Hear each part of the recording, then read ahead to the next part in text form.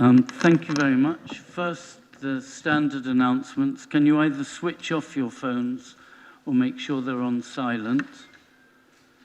Secondly, when you are speaking, and I always encourage people not to stand up with these microphones down here, if you can speak into the microphone. There is filming, and it's going to be a webcast, so be aware of that when you're in the chamber.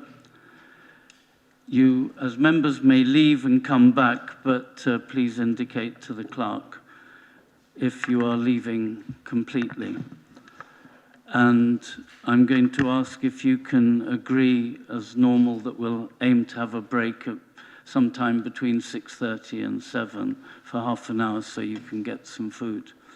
So those are the main announcements, but the special thing today is I went to one or two events where a professor of medieval German at the university, Professor Henrik Lennemann, who's a professor at St. Edmund Hall, plays this wonderful horn.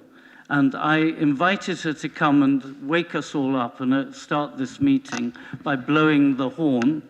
And in return, I'm going to give her a personal check for the Oxford Winter Night Shelter. And I'm going to exhort you, if you can, also to support it, since at this time and in these circumstances, it's particularly important. So please invite Henrika to come in. And you will see that it's part of the Oxford-Bonn link as well, so it's a very special horn. There we are. I don't know where.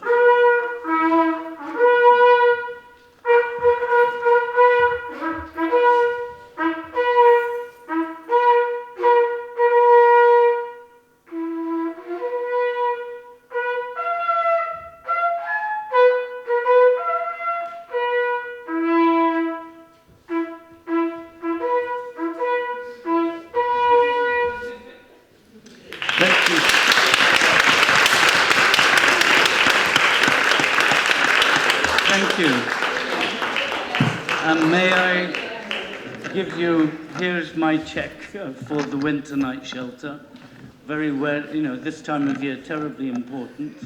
And Henrika has left outside something with the QR code for the Winter Night Shelter, and I exhort the rest of you, if you feel able to support it as well. If you scan the QR code, you will also get a video of me abseiling with a trumpet and a banner from St. Mary Mag's.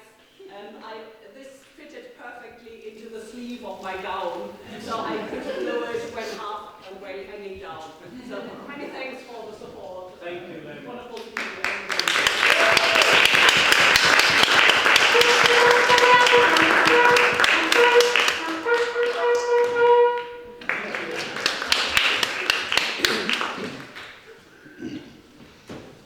There we are. I don't think that's for every meeting, but it was a good, and that's why I didn't get it on the agenda to give you too much notice. So we proceed now to the exciting stuff, the apologies for absence.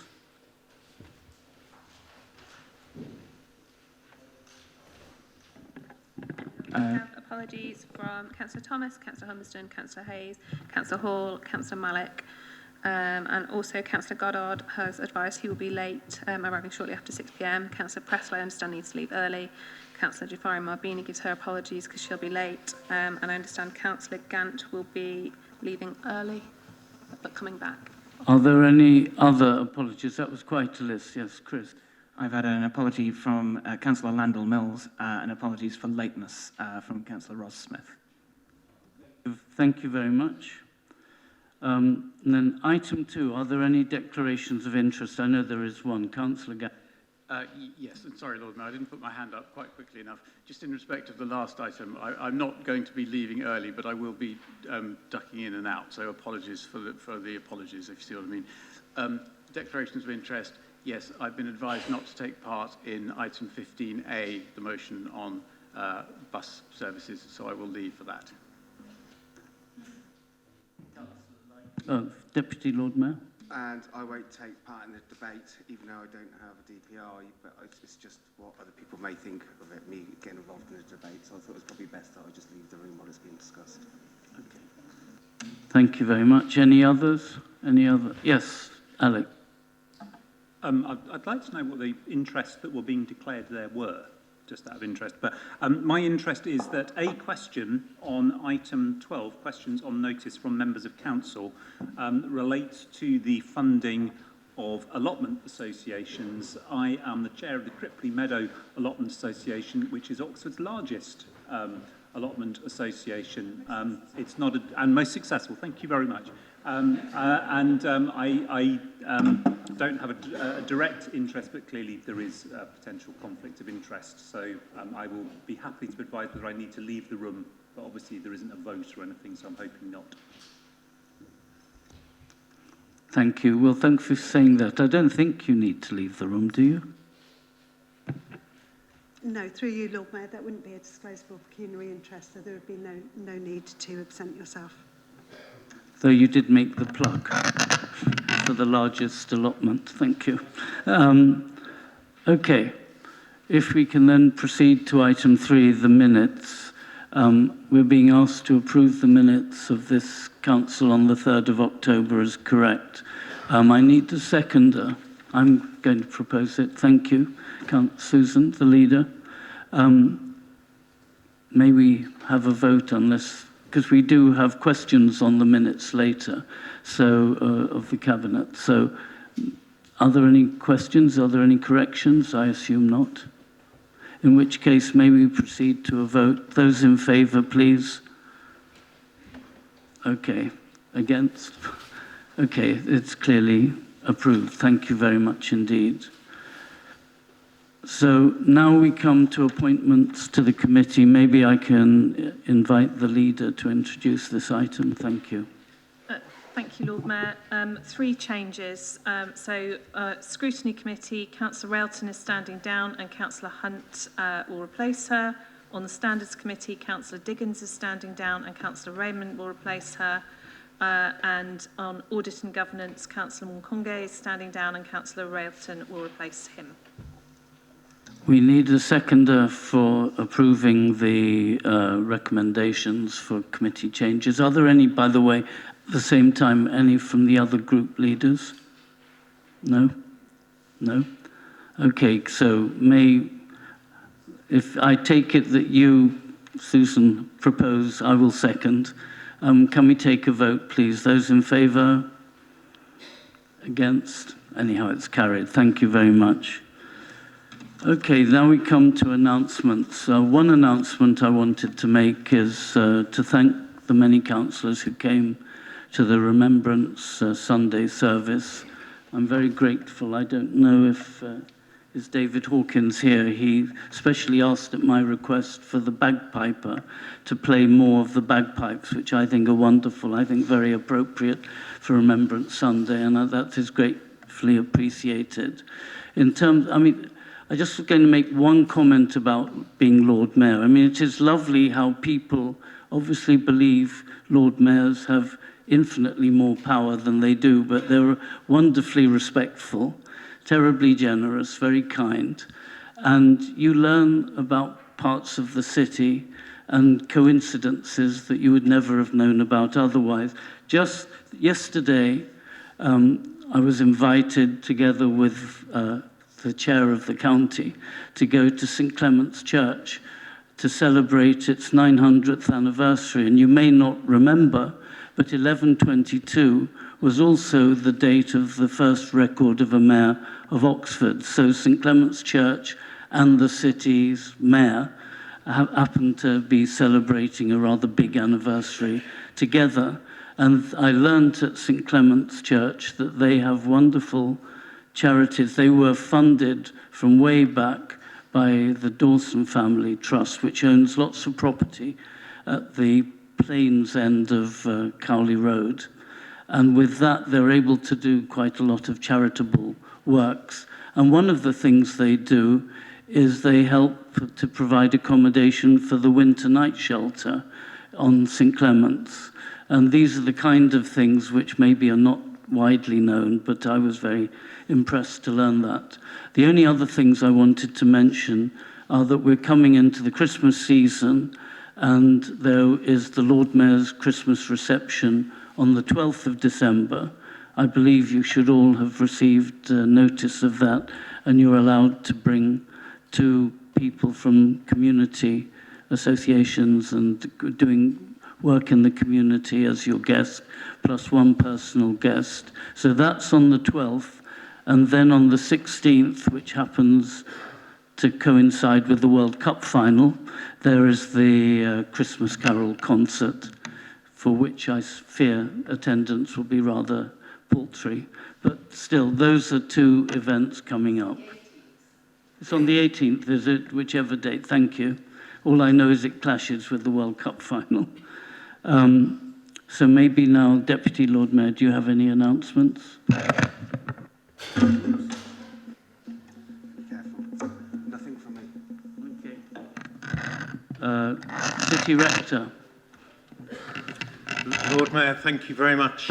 I was minded hearing Professor Henrika's wonderful playing of the great Harry Belafonte Christmas Carol, Trumpet Sound, the Angels Sing, but I'm not going to sing that for us this evening. We will be very relieved to hear. For some of us, this season of Advent and then leading into Christmas, or however we celebrate this season, is a time of waiting. And I've been thinking with 1 or 2 others about the concept of waiting well when there just seems so much to do. And I know, kind city councillors, that you have so much to do. You have so many emails, so many needs that you wish to meet. How do we handle all those while waiting well? Where's the patience? How do we do that? Not easy. Talking of Oxford Winter Night Shelter, the message came around today of which venues are going to be housing our homeless guests through this season.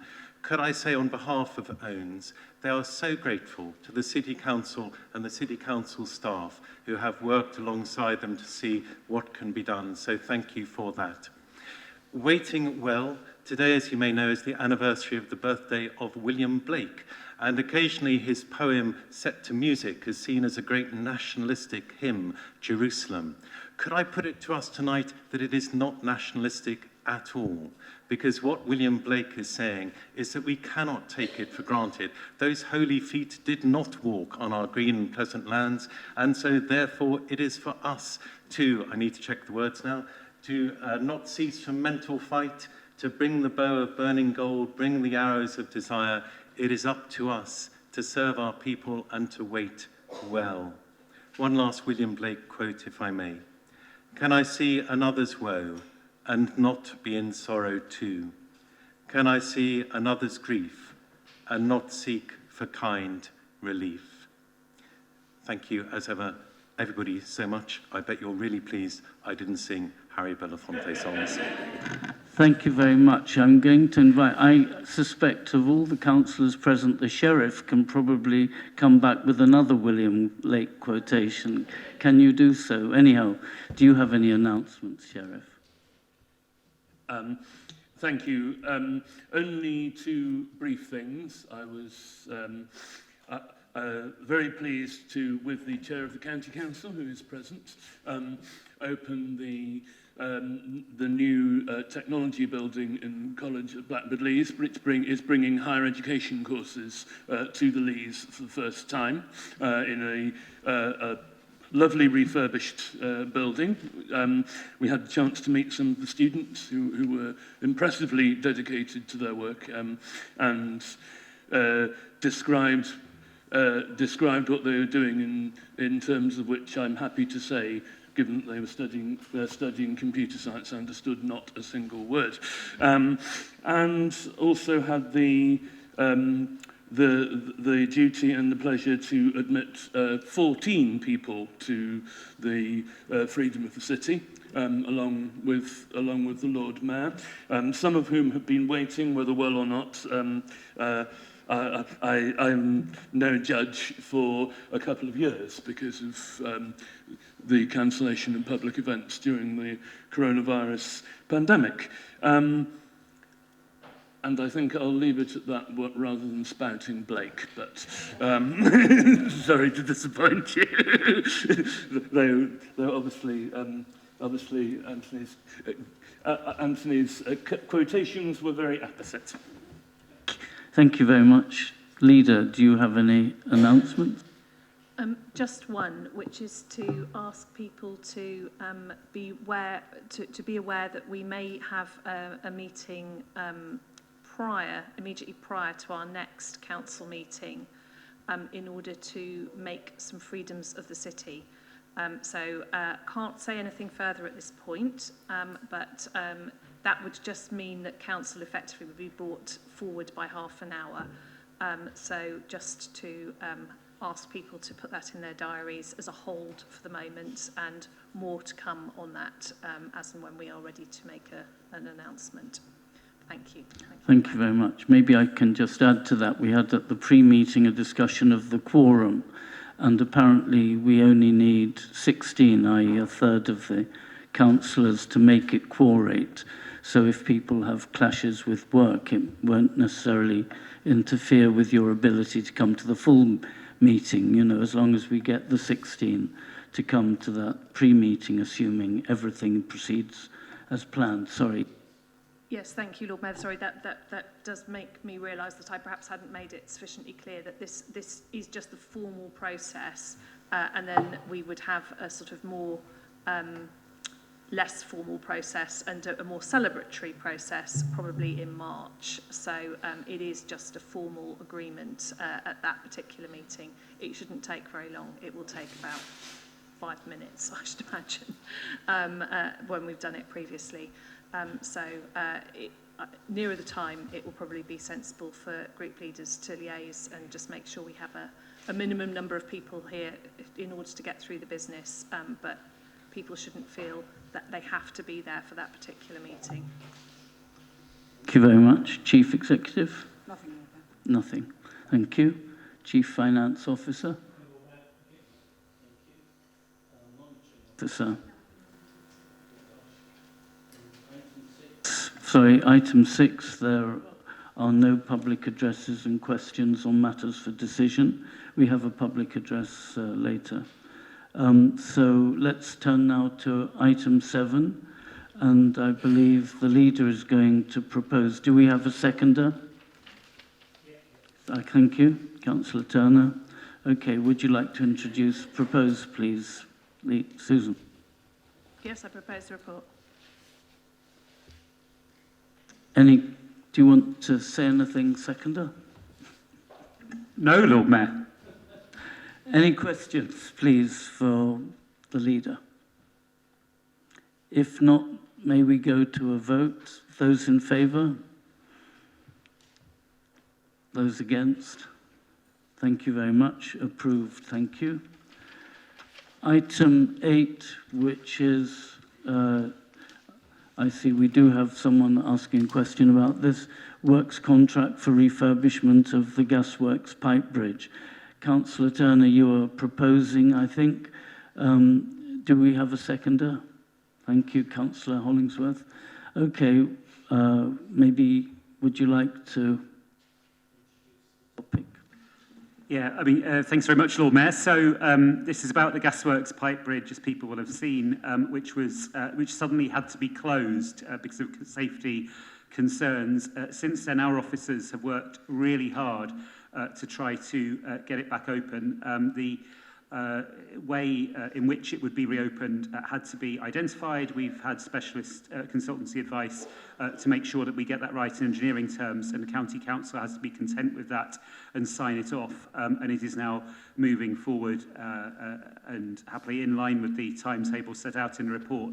It's been a real bind for people in the area on both sides of the river. I know people are desperate to see it back open again.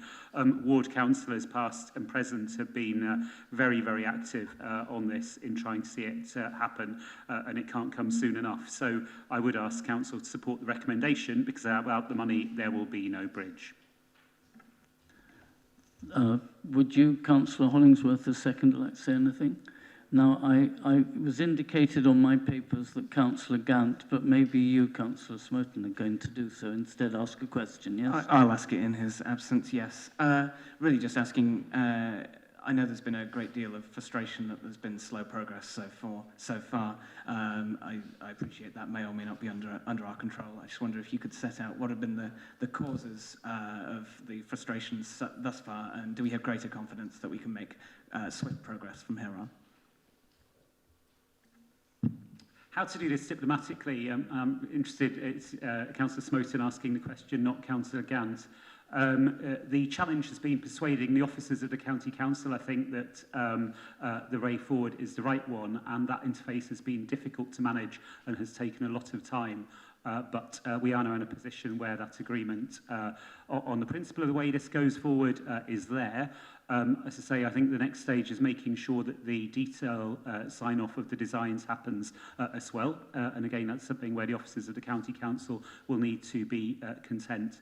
But so far, that's looking like it'll be a more straightforward process, and with that, then we can proceed. But where there is more than one public authority involved, things can be more difficult.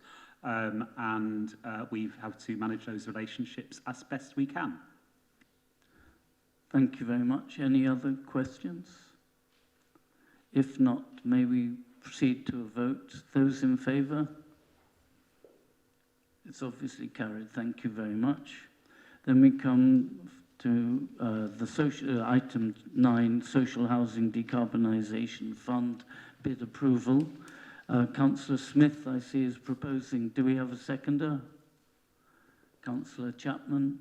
Okay, would you like, please, to introduce the subject? Thank you, Lord Mayor. So I can confirm tonight that our council has submitted our bid to the Social Housing Decarbonisation Fund Wave 2.1. And this report tonight is seeking authorisation to spend just over £6 million of our money, which is already allocated for work in this area, should our bid be successful. And I'm sure all members of this council will join me in hoping for good news from government on this bid, because this council has got bold ambitions to improve the energy efficiency of our council-owned homes.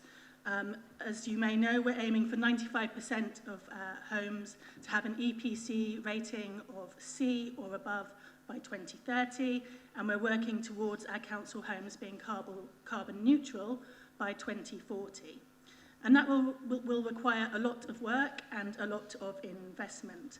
And at the same time, our HRA is being stretched to deliver on other priorities which matter to us as well, like building and buying more affordable homes, running first-class landlord services, and improving our estates. So levering in this external funding is absolutely critical to achieving our aims.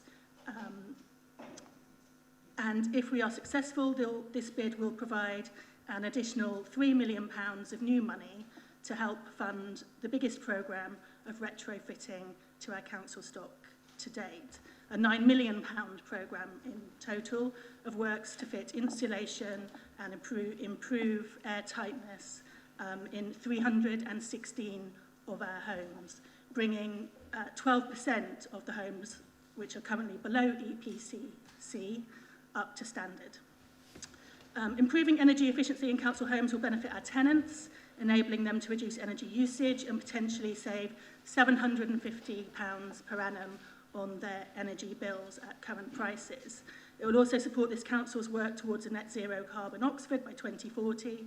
So let's support this recommendation and hope the government approves our bid and chooses to support us making progress on this really vital work. And I'd like to thank our officers, Juliet Nicholas and Mish Tuller, for all their really hard work on this bid so far to get us to this stage. Thank you, Lord Mayor. Thank you very much. Councillor Chapman as seconder. Do you want to say anything? Just very briefly, the other good thing about this proposal is that there is a potential for ODS to be involved in this project. I think if ODS could demonstrate their skills in this and increase them over time, it would be good for them, it would be good for the city, and it opens up the opportunity for further work in the future, which I think will expand, frankly, across the city and the county. So let's hope the bid is successful. Thank you. Any questions? Yes, Councillor the other Councillor Smith. The other Councillor Smith. Thank you, Lord Mayor.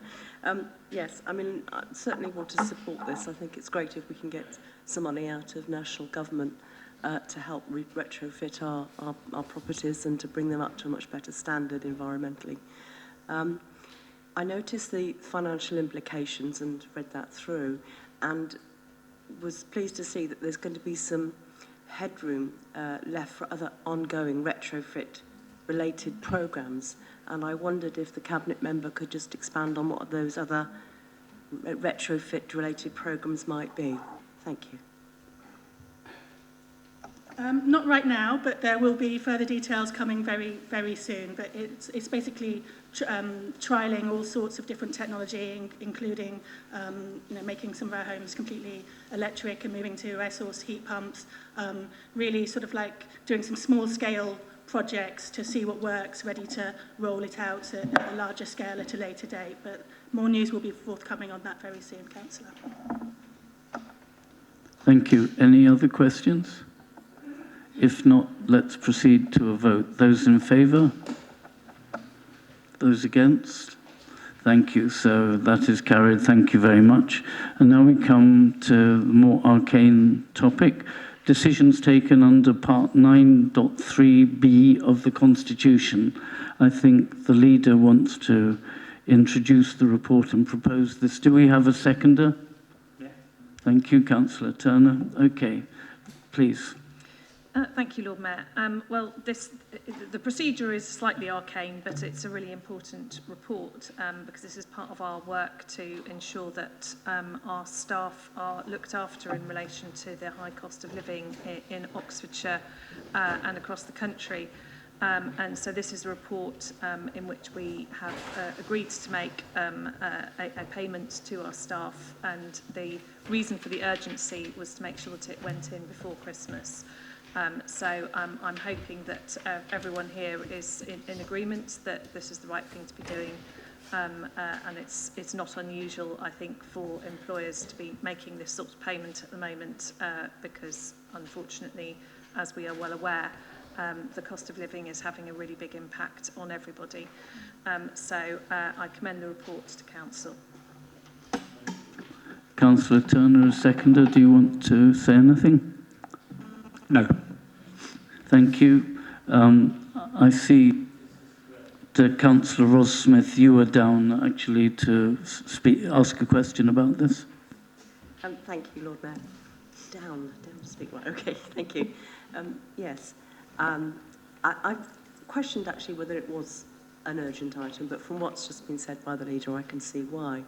I think what is questioned, and I've had contact actually from my residents in Quarry and Risinghurst, many of whom are really struggling with the cost of living, but don't work for such a generous employer as Oxford City Council, or a considerate employer, I would like to add as well, too.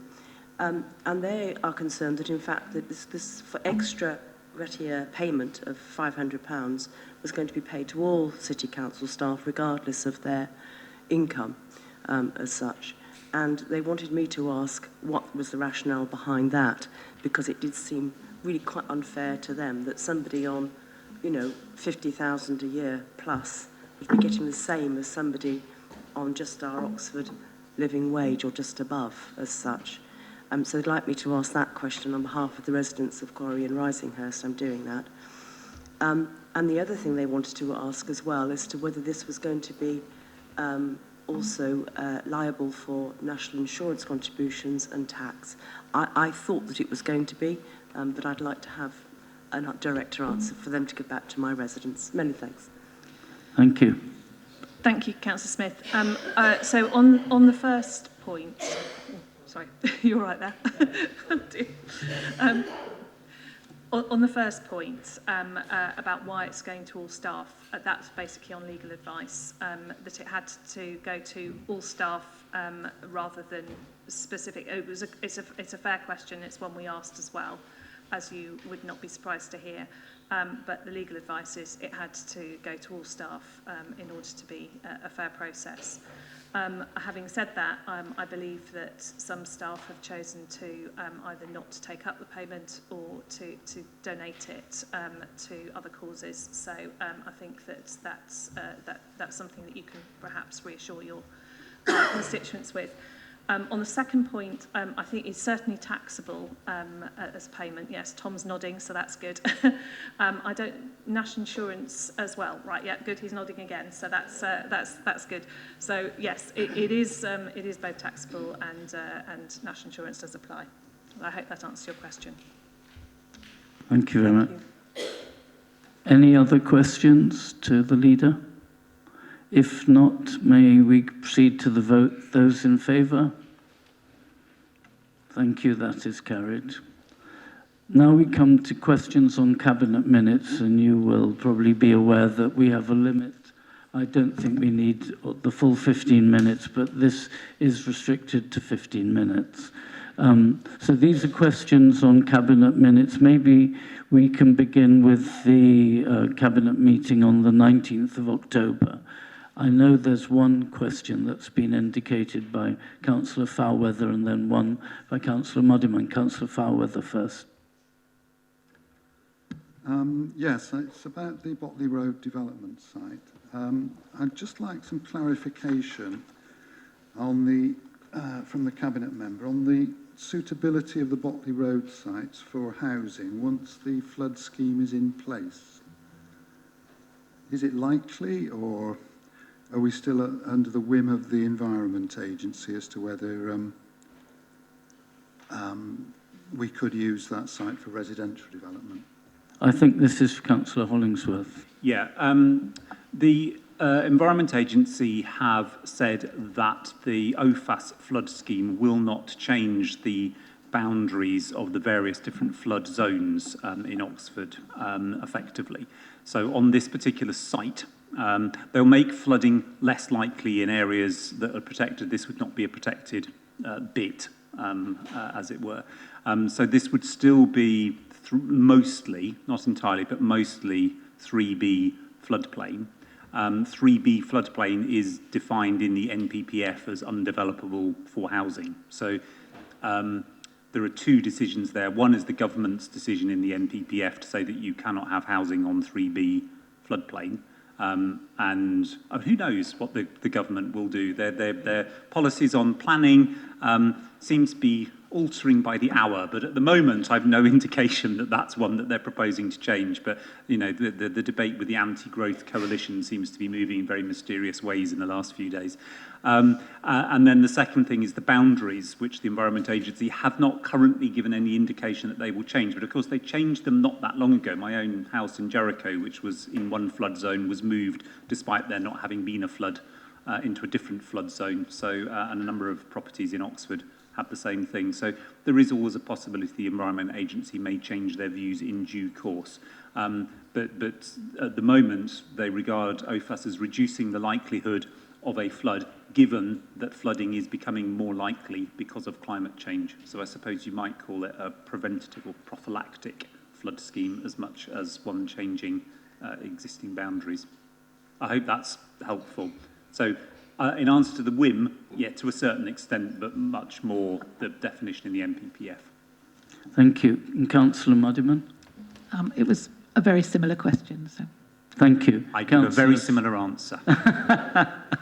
Councillor, I'm glad of that. Councillor Smoten. A clarification on the previous point. I'll ask some questions about the November minutes later. In the OFAS report, there is a printed diagram of projected flood zones post-scheme, and it's a low-resolution picture, but it does appear to illustrate a significantly different set of flood zone boundaries compared to beforehand, which you'd expect, right? Like, it would make sense if a place that had a 1% annual risk of flood before a flood defence were not to have one afterwards, otherwise the flood defence hasn't done anything. So I'm surprised by what you're saying about the flood zones not changing. Are you certain about that? Is that something that we could maybe follow up on? I'm very happy to check. I don't believe that they change for this particular site. They do change on some other sites, definitely, but I don't think they change on this site. But more than happy to look. And of course, if they do change and the Environment Agency changes them, then at some later date, then the possibility of development for housing exists. At the moment, it does not exist, and the owners of the land will act accordingly. Thank you very much. May we now proceed to review questions on the draft minutes for the 16th of November Cabinet meeting. I have a couple of names indicated here. One is coughing at the moment, so I will ask Councillor Smoten again. He's down here as wanting to ask a question. Thank you. I will buy Councillor Smith some time.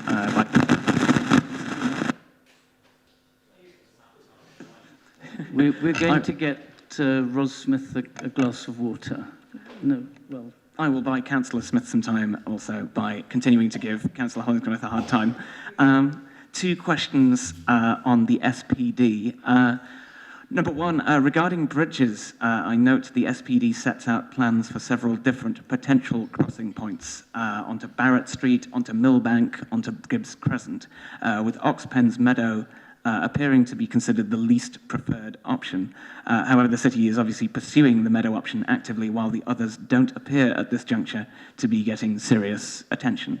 Are they in fact practical options in view of that? And then the second question is... Hold on. Yeah. Bear in mind, I don't have the SPD in front of me, and I'm not sure what you're referring to exactly, presumably a diagram within its many hundreds of pages. But to emphasise, the SPD adds additional colour, detail, what do you ever want to call it, to existing plan policies. So it doesn't create new plan policies for new bridges. The bridge from the Oxpen site to the other side of the river connecting to Oasley Mead is the bridge in the local plan. Second question then is that the account of growth deal funding that's used for path building speaks as if it has omitted the expensive job of replacing the bridge over Bulstake Stream. In view of that part of the work being deferred to use other funding streams, isn't the £1.74 million allocated for the purposes of path building rather steep for a few hundred metres of path? You've moved on to a different item. Yes, you have. You're talking about the funding arrangements, I'm assuming, not the SPD. Sorry, yes, it's the other item in the same minutes. Yes, different item, right. I missed the beginning of the question while I was trying to work out what you were talking about, but I think you were saying that the amount of money is excessive or inappropriate in some way? In view of the removal of the bridge over Bulstake Stream from being funded in that way. That sounded as if it was the big ticket item, but then you end up with a residual of 1.74 million used for path building. It looks as if that's covering just 300 metres worth of dry land path, which seems rather steep. I wonder if you could elaborate on that. I think the report is actually saying that the money is being reallocated to use on the bridge with future packages of money to fund the path work, so it's not doing what you said. Thank you. Are you ready now, Ros Smith? I'm sorry, Lord Mayor, and I do apologise. Mine was actually a question on 71. Is that all right? Which cabinet member? Draft housing, homeless and rough sleeping strategy. Okay. It talks about having a good level of public engagement for the consultation to strengthen and improve the strategy, which is good to hear. I just wondered when that consultation would start. Is it going to be in the new year? Other councillors? The consultation is live now, and you can take part in it online, yes. Any other questions on the more recent draft cabinet minutes? If not, thank you very much, and that was within the time limit. Now we can proceed to item 12, which is questions on notice from members of council. So first, if you look at the list, we have one from Councillor Miles to Councillor Brown on tourist coach parking. Do you have any supplementary? I do, thank you. So first of all, I think you've rightly linked this issue of tourist coaches also with this wider issue of school traffic. Can you, sorry. Is that better? Good, thank you.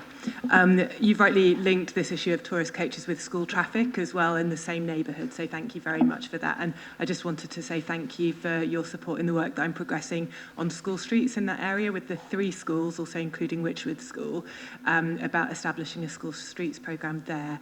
And I hope that you would also be able to support efforts to create a school drop-off zone at the Park and Ride to remove some of the school-related traffic from these streets. But my question, supplementary question is, you mentioned that it's going to be 2 tourist seasons that you're going to be engaging with industry and others over plans for this issue of coach parking. What kind of interim measures can we put in place to prevent these coaches presenting a physical danger to children and residents and people travelling by foot and bike through this specific neighbourhood of North Oxford with these tourist coaches at the moment, using it as long stay coach parking essentially on one of the key bike routes through there. Thank you. Well, it is an issue that we regularly raise with the County Council, who are the Transport Authority. So, I think we will continue to raise it because I agree it's an important one, and we are keen to see coach parking and coach usage in Oxford managed in an effective way. It's also something that we continuously raise with Experience Oxfordshire, who are the direct management organisation for tourism, and who I believe are doing a briefing for members on Wednesday. So do feel free to go along and make those points. Unfortunately, I'm now no longer able to attend, but I have had the opportunity recently to raise issues with them more directly. So I encourage other members to do the same. Thank you very much. Then next question from Councillor Miles to Councillor Brown on Town Hall portraits. Do you have a supplementary? I do, thank you. So really thank you very much for progressing this work. I think it's been over a year now, but we're making progress. So I'm looking forward to the Task and Finish group reconvening when the Conservation Officer has had a look at these proposed concepts. But in the meantime, one of your colleagues has, on the other side of the room, has suggested that it might be a good idea that we could take a photograph of the new full council at a future meeting and hang that on one of the corridors. There's a photograph, I think, from 87, of a small group of men who were the council at the time, and that it would look very nice. And I'm sure Councillor Clarkson won't mind me mentioning that it was her suggestion. So having a nice council photo of us in all our diversity. So if we could, would you consider having this photo taken at a future council meeting and move forward with that? Thank you. It's an interesting question. I mean, I would suggest that the time to do it would be when we generally book a photographer after council elections so that new councillors can have their official portraits taken. And that's usually in line with the annual council meeting. Of course, we don't actually have elections next May, so we might have to postpone it for the following May. However, there is, of course, a photograph that was taken at the proclamation of the new monarch, which is about to be hung in the corridor downstairs, along with all the other proclamation photographs. And there is more than one version of that particular photograph. So that obviously also will, to some degree, reflect some of the diversity of the current council. I know that not everybody was able to be there, but I will definitely think about when we could do that, when we actually potentially already have a photographer around, rather than making a special effort to book a photographer and get the picture taken. But I like the idea. Thank you very much. Question from Councillor Smith, Ros Smith, to yourself. Do you have any supplementary on empty? retail unit. Yes, thank you. Thank you very much, Leader, for the response. I'm particularly interested in the covered market vacant units, which you say are being marketed at the moment. Unfortunately, when you go through the covered market, and I do visit quite often, in fact, the marketing for those 2 empty units is pretty poor because it's covered with boxes and so forth. If you go past the units themselves, it says coming soon, and it has had that sign there for some time. Given that we are listed as a fair trade city, and we do have a fair trade city champion, would it not be a good idea to let those 2 units in the run-up to Christmas to the fair trade organisations that were wanting to have, once again, a pop-up shop within the covered market just in the last few weeks up to Christmas? Much better to have a full unit than 2 little empty ones. Would she agree? Well, Councillor, the covered market does have pop-up usage quite frequently, and as far as I know, I'm pretty sure there is some pop-up usage happening prior to Christmas in at least one of the units. I mean, I have to say, I also am a very regular user of the covered market, and it is really thriving at the moment. It's really pleasing to see so many people using it, and to see lots of people in it. And there are new tenants coming. You know, it does take a while sometimes to get businesses to take up their places and to progress into a new unit, but they are coming. So, you know, there's still a couple which I think have not been let, and we will continue to try and make sure that we have we do make best use of the space in the meantime. Thank you. Next question from Councillor Pegg to yourself on investment zones. Do you have a supplement?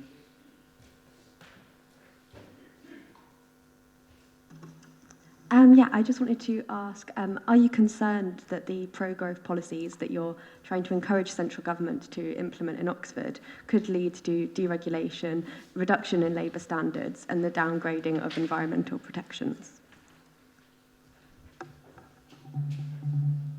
There's quite a lot to unpick in that question. I'm not proposing that. I do not support any of the things that you just described. I don't, and we were very, very clear when we responded to the government's offer of investment zones that we would not be supporting a bid for an investment zone if it meant any of those things. Yes, we are, however, in favour of making sure that we get investment into Oxfordshire to support the growth that is already happening, and which we have described at great length on many occasions. We are one of the fastest growing economies in the country, in Oxford, and it is important that we get the investment for the infrastructure to support that. That's the affordable housing, the investment in transport, and the investment in other facilities that we need as a city and as a county. Thank you. Now we have some questions for Councillor Turner. The first 2 from Councillor Miles, which are very similar in tone and have identical answers. Do you have any supplementary? Yeah, and I understand. I understand we can't go into any specifics here, but just is that okay? You can hear. Sorry. Does the Cabinet member agree that the Council needs to strengthen its processes to more swiftly identify and act in cases where sweet shops and other shops or businesses that are operating within our city are doing so without registering for and paying business rates to the council? This is sort of a wider issue where we've seen also in London, sweet shops have been operating and not paying business rates, and you know, we need to strengthen our systems to ensure that we identify them quickly enough to be able to get them to pay the tax due. So do you agree that the council needs to strengthen its processes to act in cases where this is happening, please? Councillor Turner, do you want to respond to the supplementary? Yes, Lord Mayor, yeah, I do. So a few things. Just as an aside, actually, when I encouraged my children to come along and sit in the public gallery, I hadn't realised we'd been talking about sweet shops. That I expect a price will be paid later on. Yeah, a few bits on this. I mean, I don't think I can get into, well, the councillor will understand the reasons why I can't get into the specifics of particular premises. I can say to the councillor that when I read the national media coverage about the issues in London, I had a fairly swift exchange with our officers on the subject in general terms. And suffice it to say that the situation is quite complicated, partly because leases can sometimes be assigned. You can't always be in control of who's doing things, whether or not, clearly the council has no control at all over who takes on premises where we don't own them. But that's one area which is a challenge. Then, of course, in terms of business rates, I'm not sure we would necessarily be in a position where we're saying for this particular sector of the economy or this particular owner, we're going to go crunching in with different bespoke income collection processes. Instead, it's a question of, well, are we doing what we can to bring in our business rates in the round? Have we got the right processes in place? We're always open to looking at those. But from my recollection and my understanding, our business rate collection rates are in line with the rest of the sector. But of course, we're always looking to improve, always looking to do better in this sort of area. So, really happy, of course, in line with our incomes and our collections protocols to keep this area under review, collect what we can. We obviously need the money, but I wouldn't want to keep attention focused on particular categories of business because I don't think that would be fair. Thank you very much. From Councillor Smoten to yourself, Councillor Turner, do you have a supplementary on dividend from... No supplementary on that one, Warden. Thank you. Councillor Jarvis to Councillor Turner on renewable energy infrastructure returns. Any supplementary? No supplementary. Thank you. From Councillor Muddiman to Councillor Turner, Botley Road closure, small business compensation. Any supplement? No, thank you. Thank you very much. Now we come for 3 questions to the Deputy Leader, Cherry Munkongi. Councillor Goddard, who is not here, does anyone know whether he has a supplementary? Can we leave it by email to be dealt with by... Yeah, I'll pass that on, thank you. Thank you. Councillor Kerr to Councillor Munkongi on child cycle path. No further questions. Thank you. Councillor Morris to Councillor Munkongi on city allotments. Any supplementary? Thank you very much. And then for Councillor Linda Smith from Councillor Ros Smith on checks for moulds. Do you have a supplementary? I do, Chair. Lord Mayor, thank you. Thank you for your reply, and it is reassuring to know that the visits are taking place and advice is being handed out to residents who are living in council accommodation which has damp and mould. I recently visited such a property in the Quarry and Risinghurst ward that I represent, a family of 5 living in a 2-bedroomed house on the 3rd floor. The mould comes back every year, and every year they are advised to open the window and so forth, but of course then you let the heat out. And to kill the mould, which they do, in fact, actually. They wash it down and they've killed the mould as such. I just wondered how much longer this Syrian family of 5 are going to have to live in cramped conditions, damp conditions, in a 2-bedroomed property on the 3rd floor. I know that housing is tight, but I'm just wondering how soon they might be able to move to better accommodation. Yeah, I mean, full council isn't the place to bring casework, I'm afraid, Councillor Smith. If you'd like to send me their details outside of the meeting, I'd be very happy to take it up on your behalf, on their behalf, with the head of housing and see what we can do and see what the situation is. But this really isn't the place to discuss individual cases. Thank you very much. Can I just add as well that, for any councillors that do have cases involving mould and damp that they're concerned about, and if they're concerned that it's not being given the absolute priority, which we're expecting those cases to be given at the moment, please do escalate it to myself and the head of housing so that we can make sure it's given the attention it deserves. Thank you very much. From Councillor Jarvis to yourself on selective licensing, any supplementary note? Thank you very much. Councillor Pegg, about communication with leaseholder tenant ambassadors, any supplementary? Thank you very much. Again from Councillor Ros Smith to Councillor Linda Smith on Ukrainian refugees, any supplementary? Thank you. No, thank you for the answer. Councillor Pegg, two questions on asylum seekers housed in Kassam Stadium Hotel. I assume we can take them together. Do you have any supplementary? Yeah, and I have two supplementaries, so can I do them one for each question? So on the first one, having spoken to some people involved in helping out the asylum seekers who've been housed near the Kassam, there's an urgent need for men's clothing, but most particularly for shoes, as some of the people there only have flip-flops at the moment. Is there any way that the council could release some emergency funding to address that very specific problem of getting people proper shoes appropriate for winter right as soon as possible?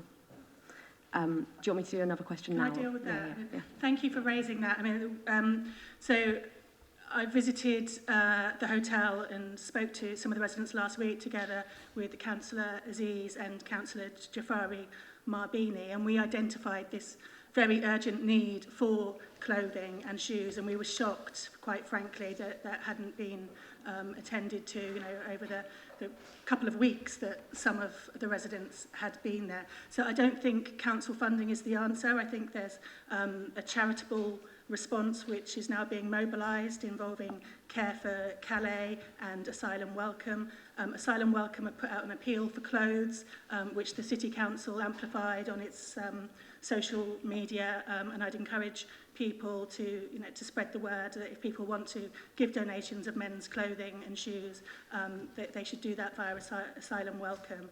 And the City Council has made Black Bedley's Community Centre available to Asylum Welcome to help with that effort as a place to organise donations. So that need is being addressed, but quite frankly, it's shocking that it took so long. But thank you for raising it. Thank you. And then the second one? Yeah, the second one was just to ask if anything has been heard from the Home Office since the answer to the second of my two questions was submitted. Not that I'm aware of. I haven't had any communication, no. I mean, so the City Council is taking a lead and coordinating a multi-agency response to provide support for the asylum seekers in Oxford. Those meetings are happening every 2 days. I know the private company that's been contracted by the Home Office to provide the accommodation at the Holiday Inn and provide support there, Stay Belvedere, they are very cooperative and we're talking to them. But in terms of direct communication from the Home Office, that continues to be very difficult. Thank you very much. And then final question to you from Councillor Ros Smith about Homes for Ukraine. Any supplementary? No, thank you very much. So now we turn to Cabinet Member responsible for planning, Councillor Hollingsworth. There are 4 from Councillor Smoten. I'm sure they're all 4 different ones. Is it possible to combine them for supplementaries, or you need them one by one? I will give you one supplementary for the price of 4. I will particularly take up densification. So regarding densification, the answer given refers me to the existing density and tall buildings policies, but I note that these aren't permitting significant densification at present. For example, to permit a 2-storey street to incrementally become a 3-storey street, as an example of densification, it is necessary for somebody to start that process and build out of keeping with the existing. But this is currently very unusual and unlikely to receive planning permission. Do you agree that this sort of incremental densification is desirable, or that planning policy should encourage it where it's appropriate? I recommended you not to the current local plan, actually, in my answer, but to the preferred options for the local plan 2040, though they are quite similar to the 2036 approach. Let's use Summertown as an example. How many Summertown councillors in the House? Obviously in Summertown, there's a range of building heights at the moment from the former Oxfam offices, which are, 4.5 stories, almost 5 stories tall, and then on the other side of the road, 2.5 storey building. So a good example of the kind of development which would not have been permitted prior to the 2036 local plan, but which was permitted because of the increased density, was the Easy Hotel, which replaced, I believe, a 1.5-storey height building with, I think, is it 5? It's quite a lot anyway. And those are the kinds of densifications and the kind of locations that we're looking for. I noticed there's been a kind of a social media kerfuffle over the last 48 hours, proposals for a development in Peckham, which I think is excellent because it focuses a substantial amount of development around the public transport hub, and which people object to because it's on a car park, and car parks apparently are sacrosanct to a noisy minority of the population. But it's that kind of approach. It's an approach which is encouraged in national planning policy, and it is encouraged in our planning policies. And I would like to see where we have public transport hubs, where we have district centres, where we have easy access to existing facilities and the potential to create new facilities, that's where you need increased density of development, whether it is Summertown, whether it is Headington, whether it's in the vicinity of Botley, floodplains allowing, where there's an existing district centre just, of course, over the boundary in the Vale of Whitehorse, Cowley, and so on, and some of the smaller district centres. So I'm a big fan of densification where appropriate, and given the choice, high density, high quality development in accessible locations, easily reachable by public transport, is and must be preferable to low density development only accessible by car, and that's the alternative. Thank you very much. I'm sure I shouldn't do this, but I'm going to commend to you. There is a book of it's a sort of large pamphlet called The City That Won't Grow Up, and it's referring to Oxford, and it compares Oxford with Barcelona, same area, 1/10 of the population. I do commend it to you. I think you can find it in Blackwell's. There we are. It does refer to this issue. Coming back to the agenda, you don't have any further supplementaries because you did have 4 questions. Is that okay? I may use one of them for a small follow-up. I hope it'll be brief. We can be brief nonetheless.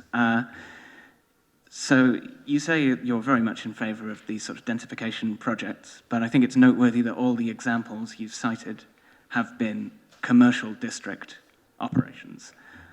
I think it's still noteworthy that a great amount of the city is full of 2-storey accommodation, and that 2-storey accommodation is very, very, very rarely, I might go so far as never, built upwards, except for in the situation where there is common ownership. For example, when the council owns a whole block, and that's more, or when the university owns a whole block, and that's really all you ever see. Why do you think this is, and do you really think that our planning policy is no obstacle there?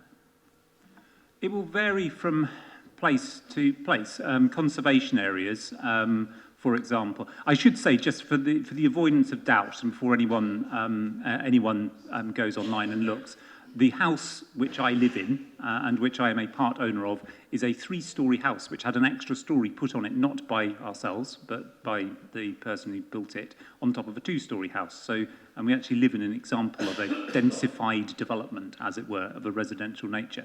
But it was one that was quite contentious, apparently. The local community association said they would have opposed it had they spotted it, because it alters the predominant 2-storey nature of development in Jericho, which is the challenge. And we have a legal obligation to reflect on to protect heritage assets. It's there in the MPPF, paragraphs 196 and 197 say that we have that obligation. And so that does pose something of a challenge.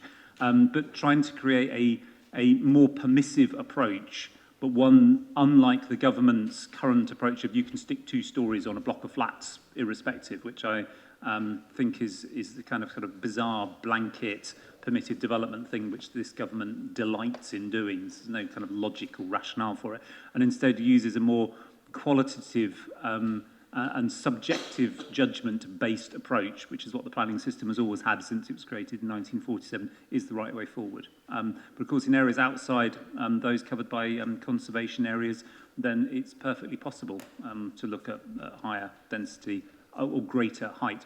And I will finish by reflecting on the Lord Mayor's wisdom in advising us all to read about Barcelona, that of course the 19th century extensions of Barcelona at 5, 6 and 7 stories, some of the most desirable and attractive housing developments and some of the densest. Tower blocks are not dense development. Densest developments is in that 4, 5, 6, 7 story style, which Barcelona shows can be done, and other great cities as well. Thank you very much. Let's proceed. There's one, well, Councillor Goddard not being present. Again, maybe you can ask him if he wants to come back to do so by email. Councillor Sanderson to Councillor Hollingsworth on the Oxford North Sill contribution. Any supplementary?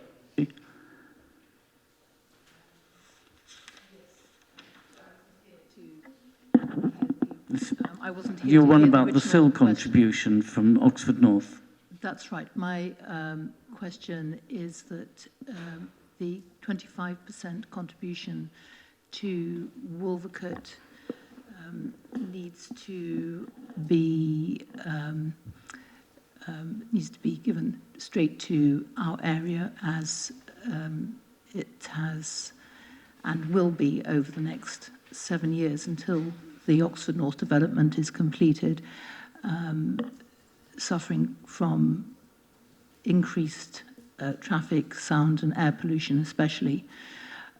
If we don't find the money from the developers to pay for a sound barrier, you know, we would really need this money to as noise mitigation for our ward, where the noise levels have been deemed by sound surveys to be unsafe in many areas, and there are other issues What as is well. your question for Councillor Hollingsworth? The question is, can we have the money?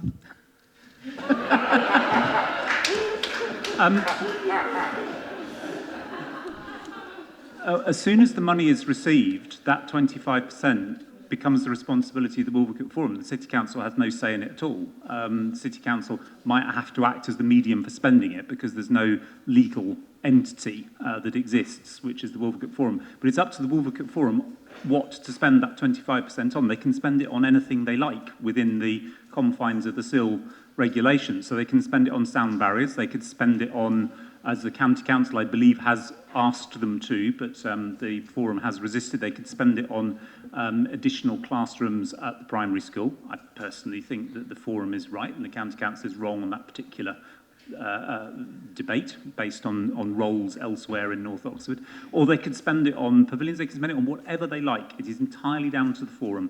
So it's their choice, their money. Well, Thank you very much. Just to confirm that I can't. Okay. Councillor Morris, you had a question about affordable accommodation. Do you have a Thank you very much. Councillor Muddiman about the Save Bertie Park campaign group. Do you have a supplement? Yes, please. Will Councillor Hollingsworth commit to having this meeting with the Save Bertie Park campaign by the end of the year? And if that's not possible, given his busy schedule, can he give me a date when he will commit to have this meeting by? The Save Bertie Park campaign have come to this council meeting. They have written to me on numerous occasions. They've put posters with my picture up all over the Hinksey Park area, which some people might suggest is a slightly aggressive way of proceeding. At no point have they asked me for a meeting. I have always been willing to meet them, and I have never said I am not willing. So to suggest, as you are implying, that I have in some way refused or been dilatory is entirely wrong. Always willing to meet them, they just need to ask. Thank you very much. Councillor Muddiman, one about Botley Retail Park. Do you have a supplement? No, thank you. Thank you very much. Councillor Pegg about the local plan. Do you have a supplementary? Thank you very much. Now we have 3 questions for Councillor Chapman, all from Councillor Smith. First of Ros Smith. First one about fines for littering. Do you have a supplementary? and then 2 about the area and QL. Maybe you could combine them if you have a supplementary. Thank you very much. And then we come, well, Councillor Brown is going to respond in Councillor Thomas's absence. From Councillor Morris, one on the event for Earth Day. Do you have a supplement? Thank you. Councillor Kerr, do you feel good campaign supplementary? No. Thank you. Councillor Rolfe, to Councillor, again, well, it'd be Councillor Brown, promotion of energy efficiency. No, thank you. Councillor Morris on sustainable warmth grant money. And then Councillor Morris again on street tree planting programme supplementary. Thank you very much. And then we have a series 11 for Councillor Upton. From Councillor Miles, the first one on HMO bike parking. Yes, I have a supplementary.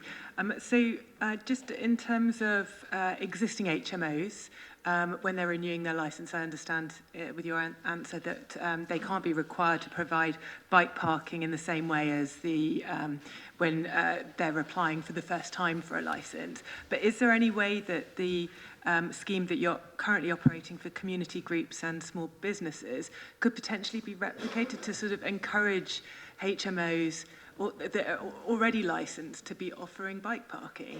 Is there anything that could be done there? Thank you. So you're referring to the Park That Bike scheme that we've just launched, which is £25,000 worth of free bike stands to any community organisation or small business in the city who would like it. So one of the criteria of that really is it has to be on publicly accessible land at all times, because this is the City Council paying for bike stands, right? So we want them to be publicly accessible. So I don't think I would want to open it up to the owners of HMOs. Sorry. Thank you. Then the next one's about cycle path obstruction, a supplementary. Yeah, I do. And this is really just a clarification. Well, do you think the City Council would be happy to maybe remove the bring banks, so the recycling banks in this location, in the ferry car park, because they're creating this obstruction for the cycle path at the moment and they're not well used? So is that something that we could look at removing to provide a safer and more accessible space for children, particularly who are cycling to Charwell School? It's their main route to school. Thank you. Thank you, Councillor Miles. Yeah, that's something actually we are definitely going to look at. And in fact, that's going to be in our sort of budget consultation papers, because actually that would save us some money as well, not having those there. So please fill in our budget consultation and suggest that. Thank you. Sorry, when it comes out.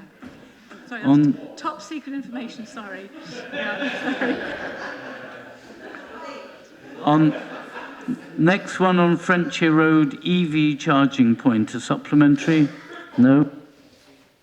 Councillor Foulweather on Seacourt Extension, supplementary? Could the Cabinet member just confirm that the figure of 65% comes from ODS? Yes. Right, thank you.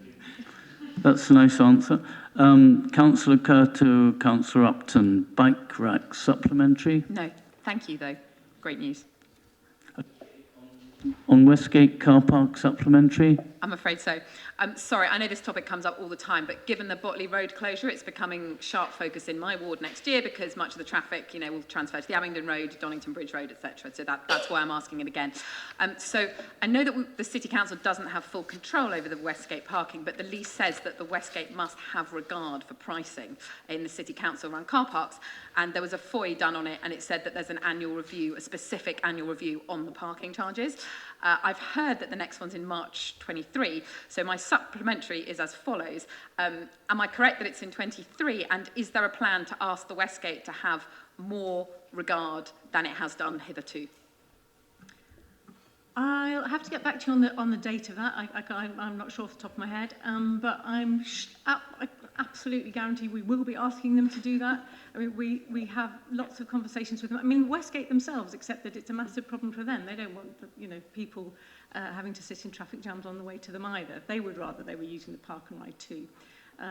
So I'll get back to you about the date, but yes, we will be asking them about that. Great, and I suppose by then we will already have seen the effects of the Botley Road closure, but Good point. Yeah, thank you. Thank you very much. Then your next question, Councillor Upton's on low zero emission zones. Any supplementary? And then Councillor Morris on Mill Lane. Thank you. Councillor Muddiman on Botley Road closure transport compensation. Any supplementary? No, thank you. Councillor Morris on solar lighting in Marston. Supplementary? Yes, please. In view of the survey that's being carried out at the moment by Commonplace on women's safety in Oxford City, or in Oxford, one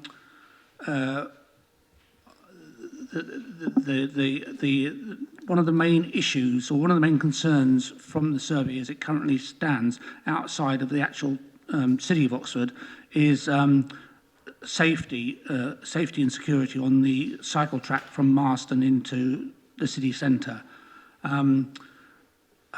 Also, as a result of a survey of residents in my area, I estimate about 20% of users of that cycle path, both cyclists and pedestrians, do not use it at night time over safety issues. And I have to say, 90% of those respondents were women. So in view of that, my question is, obviously, women's safety is, well, everyone's safety is paramount, but women feel especially vulnerable in this situation. And I just can't understand why more can't be done. So my question is, why can't more be done? There seems to be a dispute over the land ownership. I've checked with highways, both highways and rights of way, and they both maintain that it's a city council issue. Finally, I'm more than happy to work with Councillors Clarkson and Councillor Ligo, as I'm sure they am with me. But as of now, I have yet to receive a response to my various emails and text messages on this subject. Thank you. Councillor Upton. I didn't really get a question in all of that. Yes, and I've already forgotten what it was.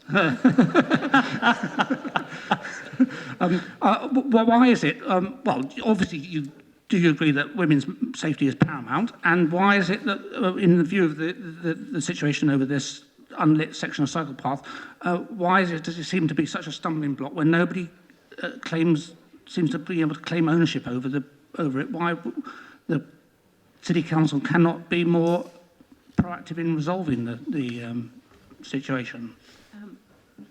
Thank you, Alistair. I'm just hearing from my colleague here about that there is going to be a meeting around safety, community safety and travel and transport in the new year, which the City Council is convening. So I'll ask Councillor Walcott to give you details of that. But the real problem with that stretch is the City Council don't own it. We don't have any funding, we don't have a large pot of funding available to do it. I know you, and I know Councillor Clarkson and Councillor Ligo have both tried multiple different ways in the past to find a solution for it. And it is difficult. It is difficult. And your example of solar lights, I think, is a really good one because that will save the cost of having to run electric cabling along there.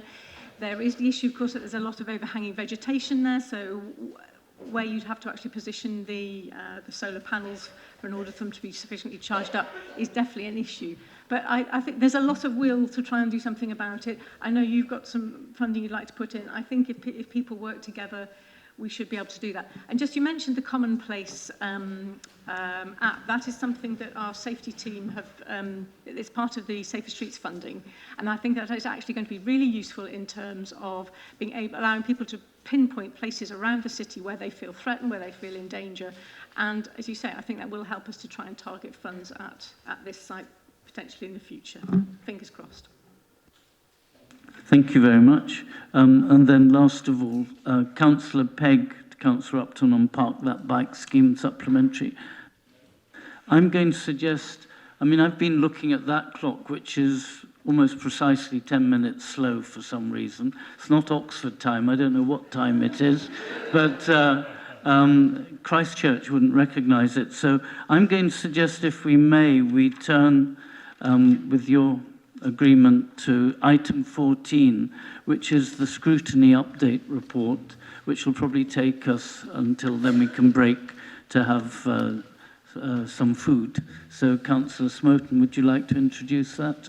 Thank you, Lord Mayor. Scrutiny met in October and November. Do I have a seconder? I do need one.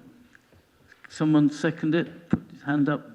Thank you. Councillor Diggins has put her hand up. Right. Scrutiny met in October and November to consider the Botley Road development brief, procurement strategy, the West End SPD, as well as two of the items on today's agenda, the Shared Prosperity Fund and social housing decarbonisation. Housing and homelessness also scrutinised the homelessness and rough sleeping strategy. I'm happy to say the responses from Cabinet were largely very positive, although I would again request that Cabinet members, wherever possible, be explicit as to whether they intend a total or partial acceptance, as we do still get cases where scrutiny says, we think you should consider A, B, and C, and the response comes back, absolutely, we're 100% on board with A and C, and it isn't clear whether the omission was incidental, and it should be taken as implicitly agreed, or if it was strategic, and that's actually a partial agreement, and B was left unmentioned for reasons. I would therefore continue to urge maximum clarity wherever possible, though I know, as Councillor Brown always notes, I cannot demand this, I can only request it. Scrutiny also established a new climate and environment panel, which will meet for the first time in the near future. Thank you to Councillor Pegg, who came forward with the idea in the first place, as well as to all four of the new panellists.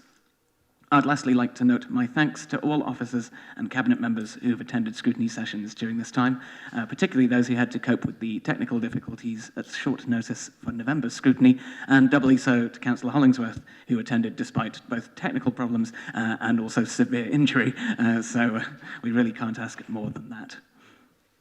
Thank you very much. Councillor Diggins, since you're seconding it, do you want to say anything? No. Okay. Thank you. Any questions then for Councillor Smoten? If not, I'm just checking. I think we have to vote, yes. Those in favour of this wonderful report, thank you.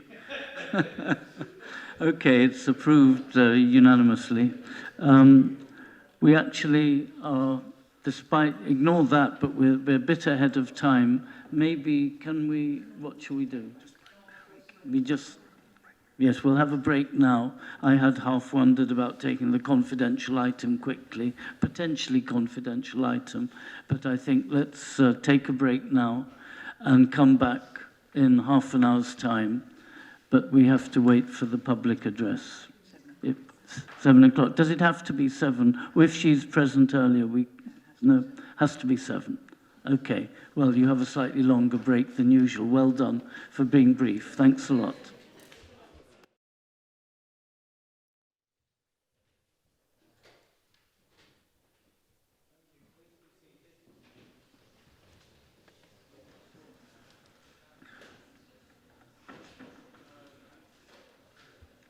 Thank you. I hope you're all very relaxed and well fed after that longer than usual break.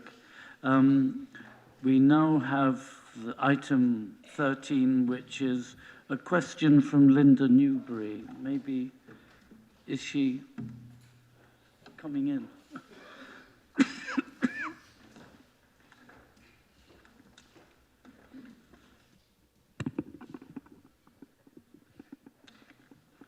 Hello. Please, you have up to 3 minutes to make your presentation, please. Thank you and good evening.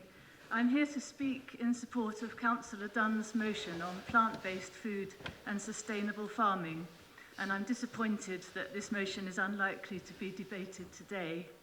Councillor Dunn quotes ample scientific evidence to show that the massive emissions of animal agriculture have to be reduced if we're to have any chance of meeting climate targets.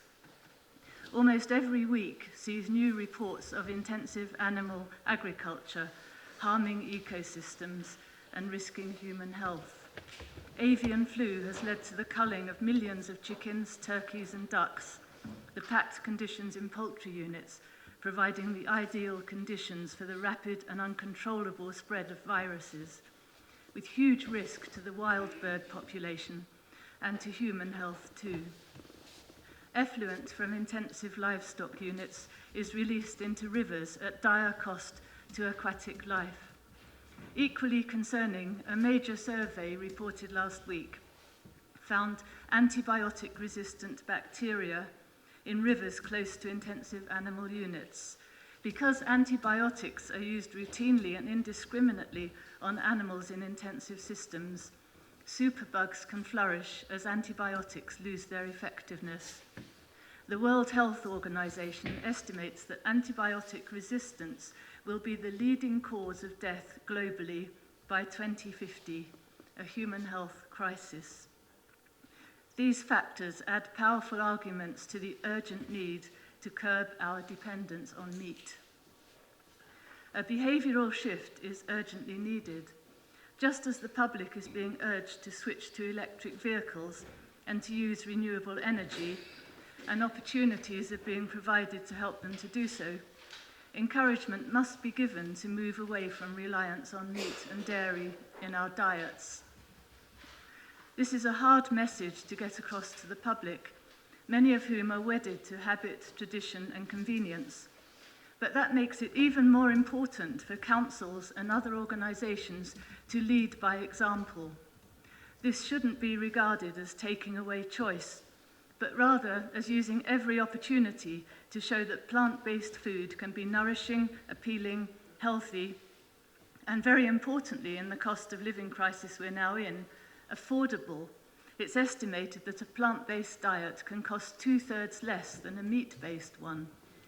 Serving plant-based food at council events is a way of normalising meat-free, climate-friendly options and helping people to move away from seeing meat as the centrepiece of every meal.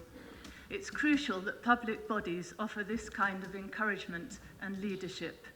I'm afraid are you very near the end? Very near. Councillor Dunn's motion presents the council with a straightforward and immediately effective way of showing commitment to its environmental aims, joining other forward-thinking councils, such as the County Council, Lewisham and Haywards Heath. Can this motion please be debated without further delay, and will it receive full support from councillors? Thank you very much indeed. I gather Councillor Brown, the leader, is going to respond. Thank you.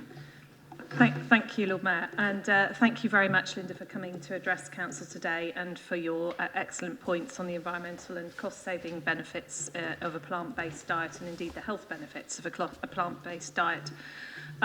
Firstly, I'd like to say that as part of the Council's Oxford to Zero campaign, we've already advocated that people reduce meat and dairy consumption, and we stress this is as much for personal health benefits as well as for environmental ones. The Climate Action Oxfordshire Consumer Advice Portal, which all Oxfordshire councils have developed jointly, includes a handy tool to calculate your diet's climate footprint. Whilst we recognise that decisions on diet must be a matter for personal choice, we have consistently made sure that we have had, where in the past we have been catering for mass events, that there are plant-based options at every possibility. I think it's important to recognise that we don't any longer in this council provide food for councillors, so this motion is in large part a symbolic one. And it's perhaps one of the reasons why it has not had quite such a high priority on the agenda. I cannot guarantee you, I'm afraid, that it will be discussed today. In fact, I think, as you have quite rightly noted, it's unlikely to be discussed today. I'm sure we'll get round to discussing it at some point, but each time councillors do prioritise motions, and it's a democratic process that councillors go through to decide which motion should have greater priority. And at this particular council, we have chosen public transport and cost of living from our group's perspective as being the motions that we wanted to give the highest priority to at this council. That doesn't mean to say that we don't think these are important issues. The other thing I cannot guarantee for you is that there will be unanimous support, because again, it is a democratic process. It's open up to everybody in council to take their own view. I would encourage them to support the motion when it comes before us. So thank you very much. Thank you. Thank you very much indeed. So let us now proceed. We're going now to the bus fares. 15A, agenda item A, the first motion on notice. I believe this is, I'm getting changes, I think, in the speakers, partly because Councillor Gant is not here for this item, and he was down earlier as one of the speakers notified. It's being proposed by Councillor Hollingsworth, but is there a seconder first? Councillor Upton, thank you. There's an amendment being proposed by Councillor Smoten. Is that correct? Yes, Lord Mayor. Would you like me to propose it now? Okay. No, not yet. Oh, sorry, not yet. Oh, sorry, yes, I'm jumping ahead. I was just trying, there is one motion where I think it was agreed to accept the amendment. Is that the next? I am going to accept the amendment. I can do that in my speech. Okay, I'm jumping the gun then. Okay. All right, Councillor Hollingsworth. I will begin by accepting the amendment when Councillor Smutton moves it. The main reason for moving this motion today is to draw attention to the all too often overlooked importance of bus travel, not just as the most important form of public transport in our city, but also as a means of addressing social inequality. It's the lowest income households that are most likely to use buses. Households with the highest levels of income are about 4 times more likely to have access to a car than households with the lowest levels of income. Seen in terms of age, both the old and the young are much more likely to be reliant on public transport than average. Yet, since 2013, bus fares in England have risen faster than the costs of any other form of transport, public or private. So it is the poorest people, those without access to alternative forms of travel, who've suffered the greatest increase in their costs of travel. Even allowing for the pensioners' bus pass scheme, the impact of bus deregulation and cuts to long-term funding for public transport have been entirely regressive, hurting those most in need. The result is that those people are less able to travel for work, for education, for recreation, or simply to see friends and family. That's why the research published last month by the IPPR is so compelling. Capping all bus fares at £1 would immediately save the 20% of poorest households £0.8 billion a year. Making all bus fares in England free would save the poorest 40% of households £1.5 billion a year. The substantial majority of the total cost of £2.3 billion would go to those people most in need. And by comparison, current government is, we think, still pushing ahead with funding for new road schemes, spending that will increase dependency on cars and further disadvantage the many people without access to one, totalling £27 billion. And for the same money, bus travel could be made free for more than 10 years, and wouldn't that be the radical and progressive option? A recent Panorama programme on the BBC framed the debate on transport policy as being a war between drivers and cyclists. As well as being lazy and inaccurate, so many cyclists are also drivers and vice versa, it again completely overlooked the fact that in cities up and down the country, it is buses that are the main form of transport. Oxford is no different. We rely on public transport, and it is the least well-off in our city that rely on it most. That's why it's important to show that this council supports bus travel, not just as a mode of transport, but as a vital means of social inclusion in our city. I move. That was nice and brief. Thank you very much. Seconder, do you want to speak now, Louise, or reserve your right to speak? No, I'll go now. Thank you.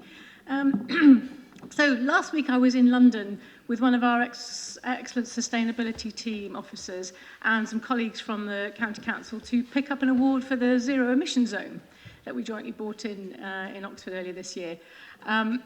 So I just wanted to shoehorn that in there, really, and now move on to say the point of that was that when I was in London, I stayed with some of my cousins who, like many Londoners, go everywhere by bus or by tube, because in London it is really easy. Public transport it just is a natural choice. My cousins don't even own a car. They're both there in their 30s and 40s.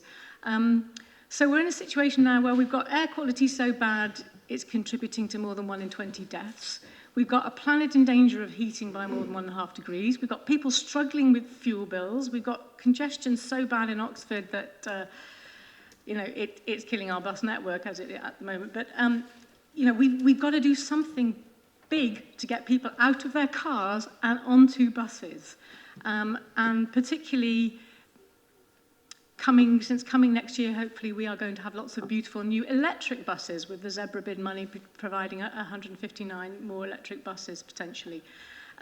So we've got to do something big. And I know it sounds crazily ambitious to ask for free bus travel for everybody, but we do already give free bus travel to everyone over 65. We do already give free bus travel to under 5. So why not everybody else? I believe Aberdeen does it for anyone under 21 or over 60. Manchester's got 3 bus routes through the city which are completely free for anyone. So I think probably everybody here would agree that public transport is a universal good. And if we got free bus transport for everybody, this would be good for the environment. It would be good for the economy. People wanting to go out are likely to go out more if they haven't got to pay for their bus fare. It's good for equality and social cohesion. And what actually always strikes me whenever I take a bus or a tube in London is that absolutely everybody is on them. There's people in black tie, there's people in overalls, there's people in rags, there's people in suits, there's people in pajamas, for heaven's sake. So the cost to the Treasury is pretty small fry compared to some of the other sort of economy boosting measures or support for the low paid or environmental protection measures or one-off fiscal events that the Conservatives might be proposing. So this proposal, it sounds quite outlandish to start with to say free bus travel for everyone, but I think actually this is something that we should be yelling at the top of our voices at government to be doing. So please support this motion.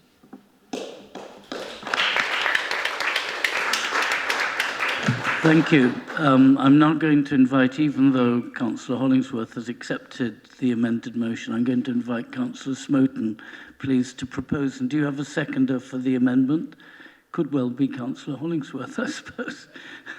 Okay, would you like to propose it, please? Thank you, Lord Mayor.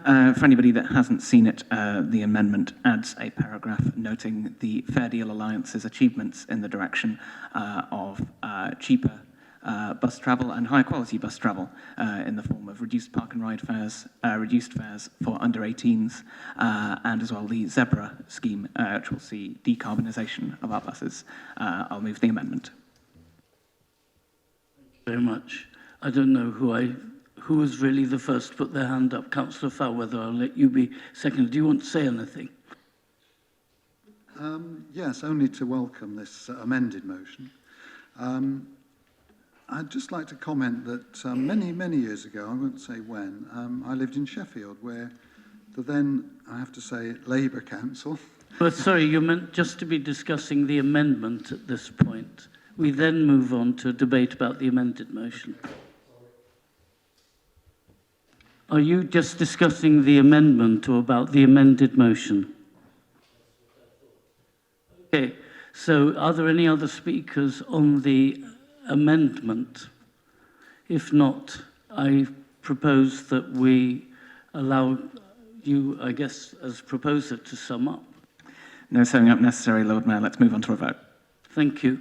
So please, would someone like to propose the amendment, that we approve the amendment? You've done it now.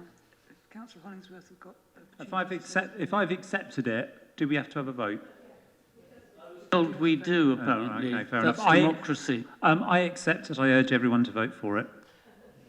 Those in favour? Okay, it's clearly approved. Thank you. So let's now proceed to a discussion of a debate on the amended motion, which you have in your papers. I saw one speaker there. I will were you first, I think, Hosni? Happy to go first, if that's all right, Lord Mayor. So I don't know whether any of you saw, but in the news, Germany had, to ease the cost of living crisis, had an €8 regional and citywide per month, €8 per month regional and citywide ticket for 3 months over the summer. And it's no coincidence that this is occurring in Germany, because in Germany, public transport and particularly buses are publicly owned. And clearly, during the Thatcher years, legislation was introduced which actually prevents some local councils, such as ours, bringing buses into public ownership. But clearly, that is what's needed, because it's absolutely crazy that 70%, those big 5 bus companies, and a lot of them do have quite high returns. And actually, it's very difficult to introduce things like a cheap bus fare when private companies are left to make their own decisions, and actually coordinating across the bus companies, even in cities such as Oxford, is actually very, very difficult, as people have found out recently with changes to the ticketing services here. And people are often confused about who to contact. And it's actually really, really important that if we are really serious about tackling the climate crisis, that it's actually cheaper, more convenient and easier to get the buses than anything else. And that will only be done if buses are in public ownership. And people don't really have a choice about the bus they choose. Like, you don't have a choice about the hospital you go to your local hospital, you take your local bus. So it just makes sense. It's not like choosing your cereal. It makes sense that they are in public ownership. And so I really urge everyone here to use any means they have, maybe joining the We Own It campaign on public transportation and buses that's actually run out of Oxford to support this measure, because that is what we really need to really make a difference. Thank you. Thank you very much. And I saw, was it Councillor Roll or Councillor Kerr who put their hand up there? Councillor Kerr. Sorry. Yeah, I mean, I entirely support this motion and I support the councillors' comments on all of this. The only thing I'd also add is that obviously ticketing on our buses in Oxford takes a huge share of journey time. It just takes a lot of logistics to have people doing that. And so without ticketing, we'd be following European countries such as Luxembourg, which have seen, a rise in, by having free bus services, a rise in usage and a reduction in journey times, because it makes such a difference to journey times having people have to buy tickets in this way. So, yeah, I agree. Great idea. Thank you. Councillor Smoten, I know you're going to have, as the proposer of the amendment, you will get a second chance to speak with right of reply later. So I think I'm right in saying you don't have to, that's what I've been informed. So you don't have another bite at the cherry. I believe that's correct. You're saying I can't speak in the main debate because I proposed the amendment?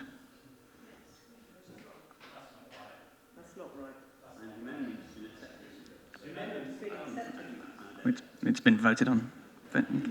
May I ask the monitoring?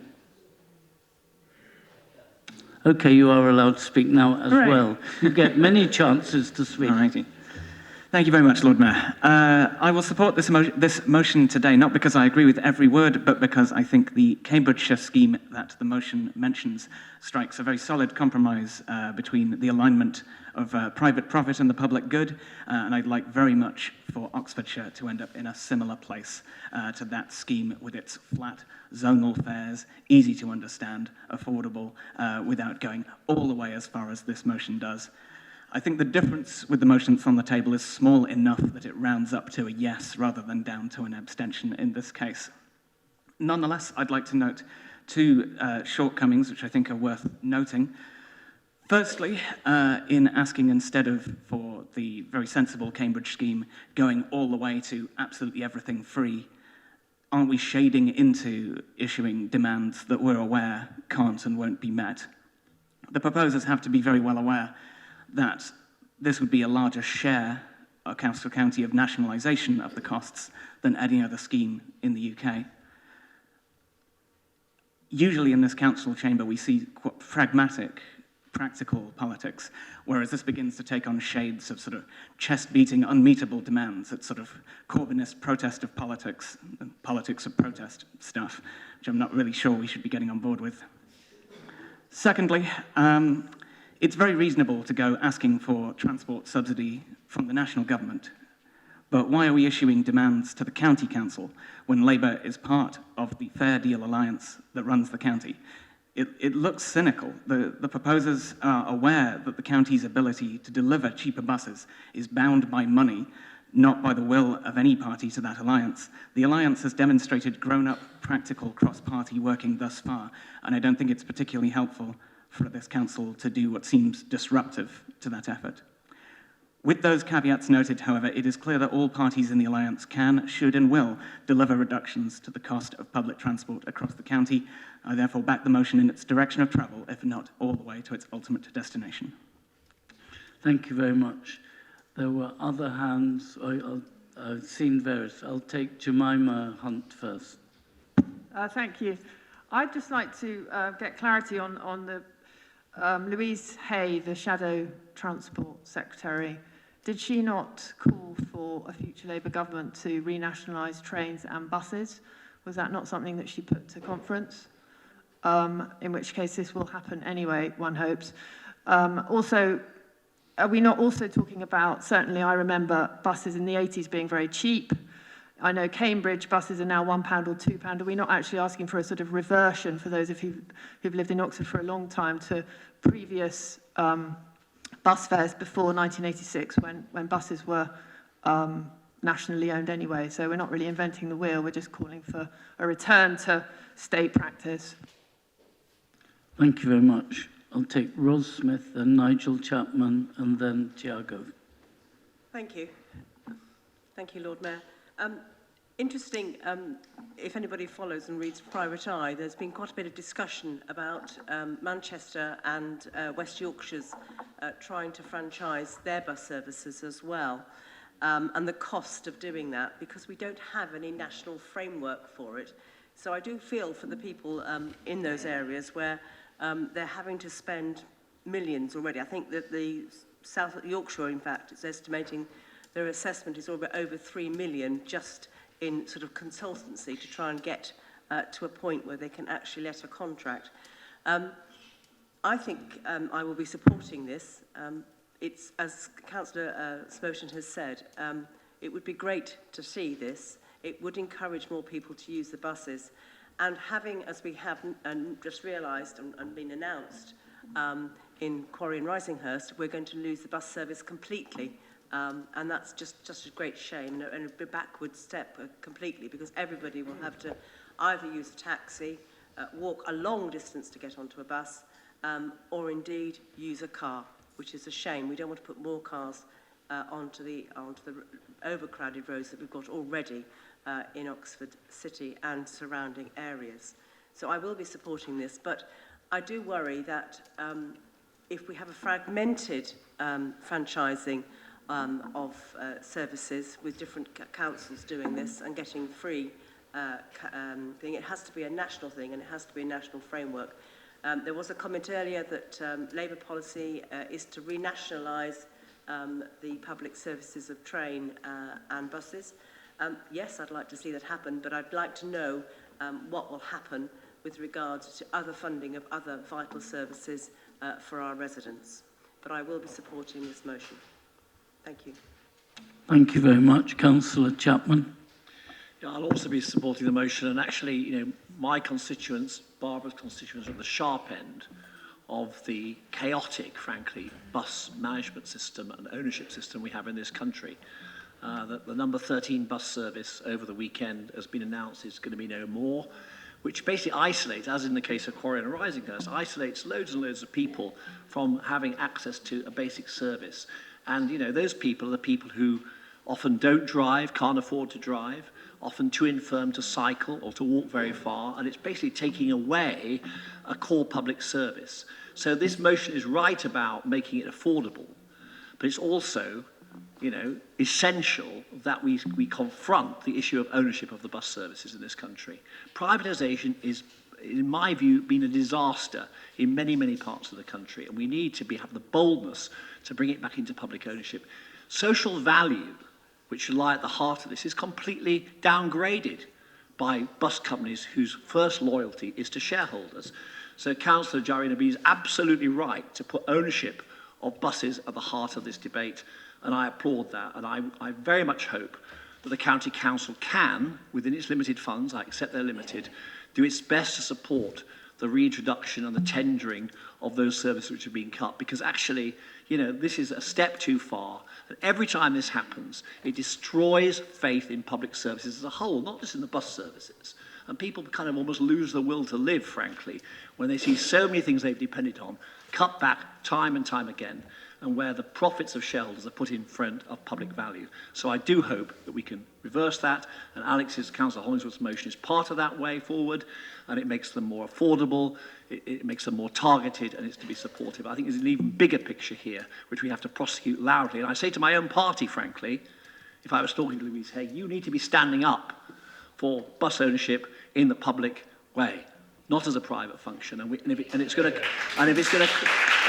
cost us some money to do it, then we need to find the money somehow. And frankly, if we have to tax richer people a bit more to do it, I'd be there for it. So thank you very much.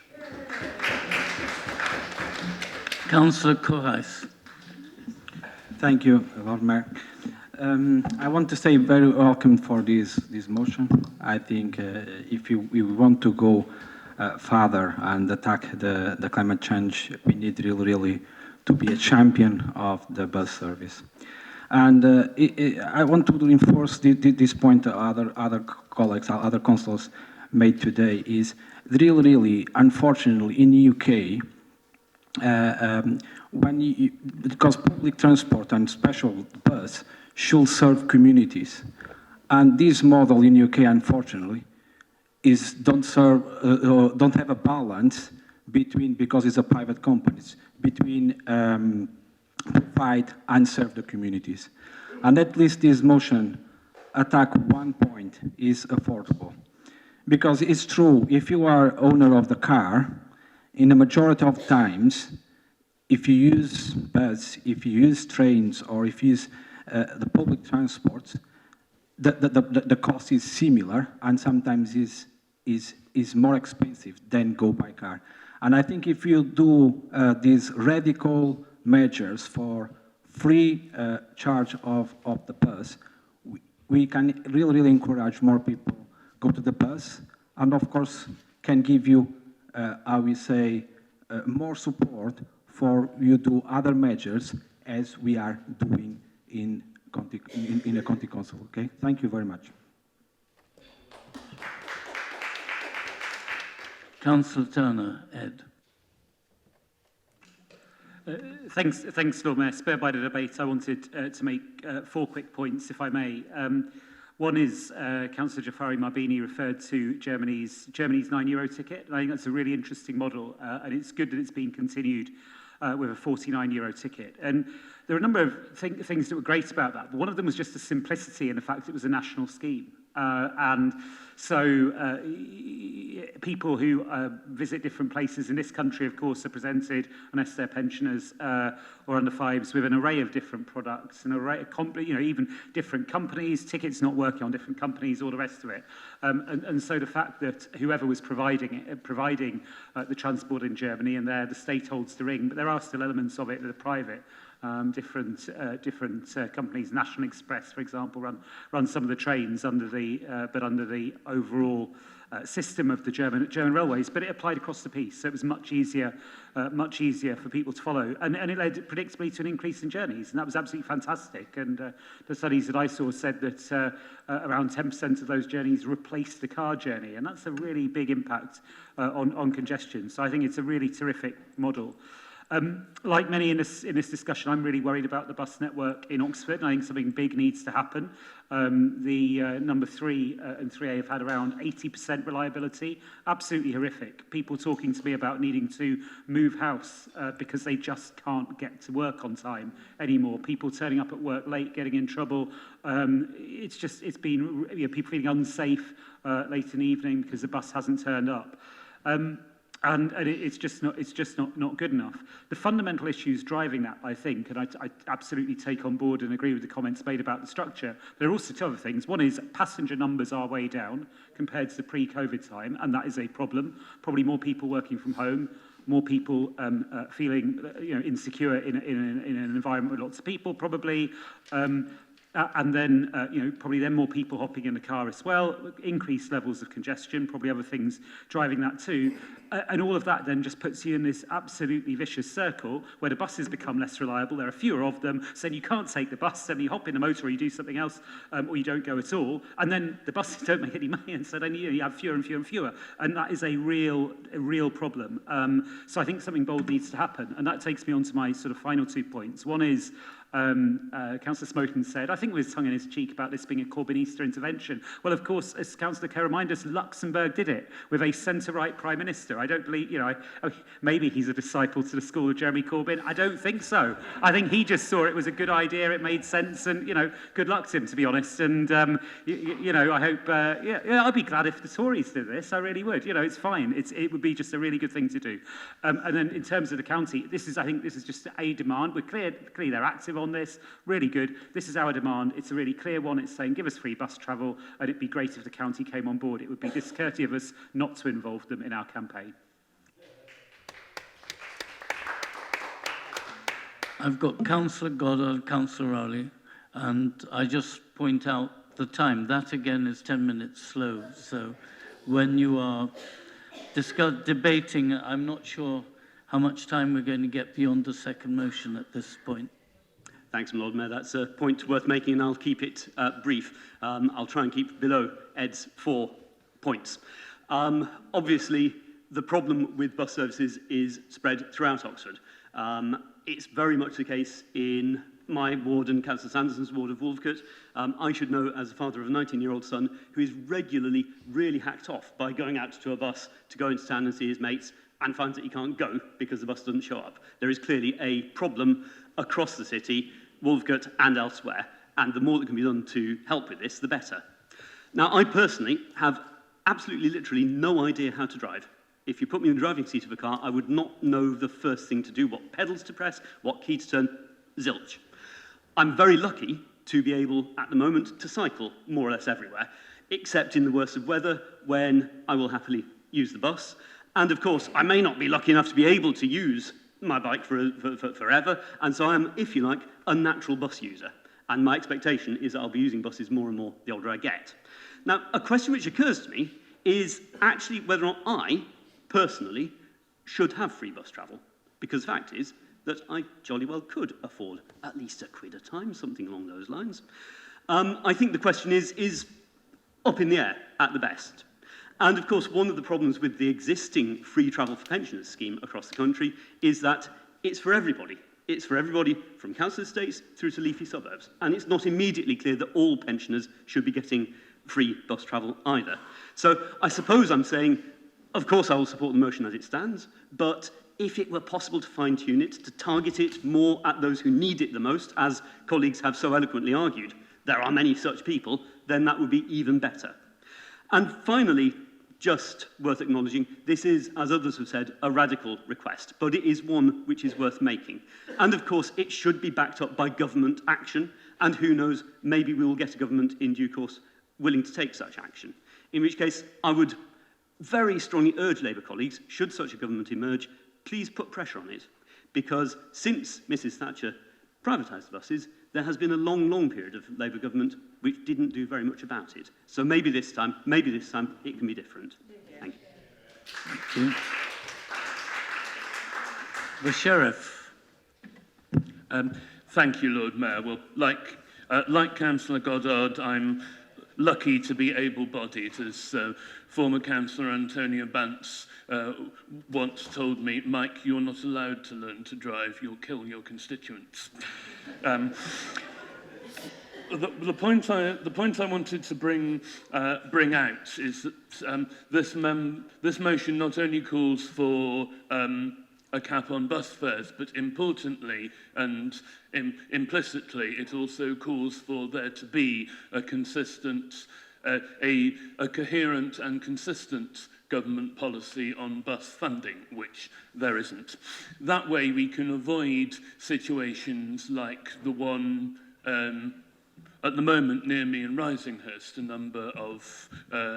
number of local councillors, including myself, have put it, although I represent the neighbouring ward, have put it to the bus company, which is proposing to withdraw the service, that this would be a particular blow to the local community because of the disproportionate number of elderly residents served by that bus service. And the bus company's reply was that that was precisely why they were withdrawing it, while bus use in general is up to nearly 90% of use before the pandemic. Use of that particular bus is only up to 70% because the older people, the older residents are more wary about going into, still more wary about going into public places.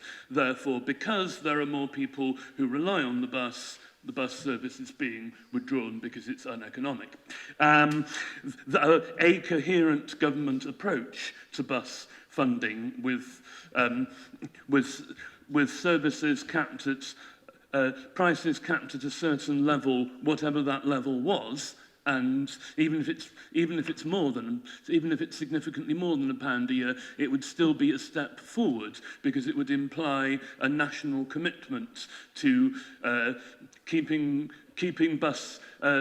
allocating bus services in accordance with need, and rather than in accordance with where a bus company can make ends meet. And I'm not blaming the bus company for the decisions they've had to make. I'm simply pointing out that the structure of public transport funding in this country is no longer workable.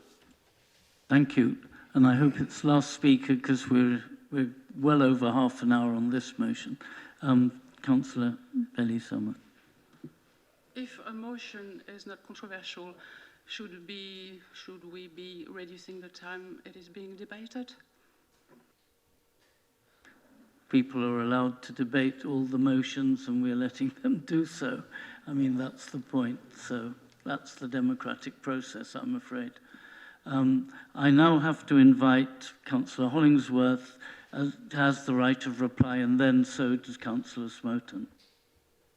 Why does Councillor Smoten? It's an amended motion.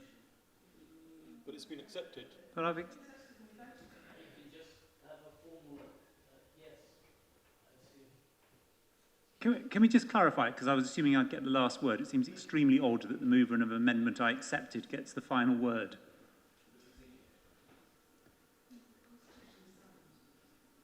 Okay, so you do get the final. Chris, say nice things about the motion. Right. Okay. The not quite summing up then. I just want to pick up on a couple of the points. I'm going to start with the one about the geography in the first ask, as it were. The reason I put Oxford as opposed to England is that our motions are supposed to be about our council area.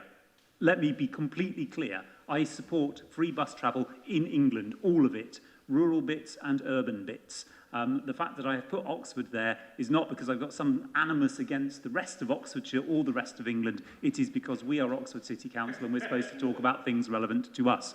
But let it be understood that it means England. If Welsh and Scottish and Northern Irish devolved administrations wish to do the same, I'd support them too, and indeed anywhere else for that matter.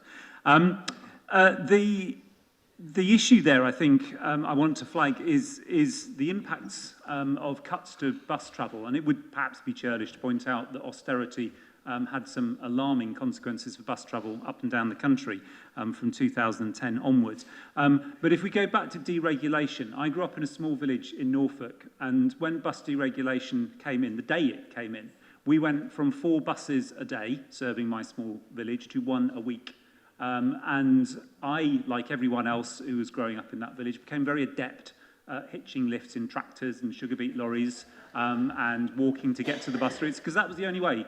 If If we wanted to get to the local town, if we wanted to go meet friends, if we wanted to go to a pub, obviously we didn't because we were underage. But should we have wished to have done so, then that was the way you got there. And it is worth emphasising that the impact of bus cuts have been terrible in cities, and they have been much, much worse in rural areas, and they are a serious driver of inequality in rural areas, and that's one of the reasons why they need to be reversed. So the point about universality, and I thought I'd pick this up because it was mentioned by Steve Goddard. Yes, you're right. That perhaps should be a moment's pause for thought. That yourself or somebody who's very wealthy would get free public transport. But the same principle applies to the NHS, and it is a good principle.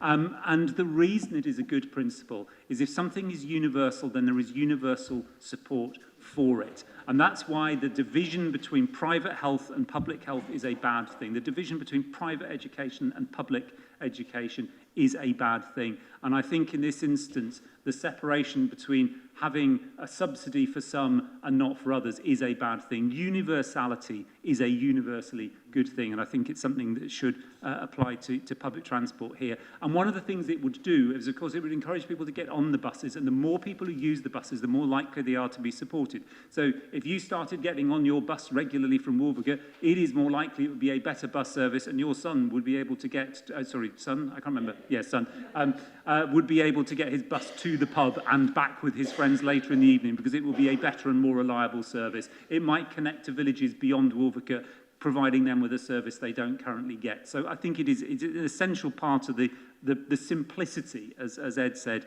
of the proposal. And as a final comment, I know that our County Council Cabinet colleagues have left, but I hope they are listening to this.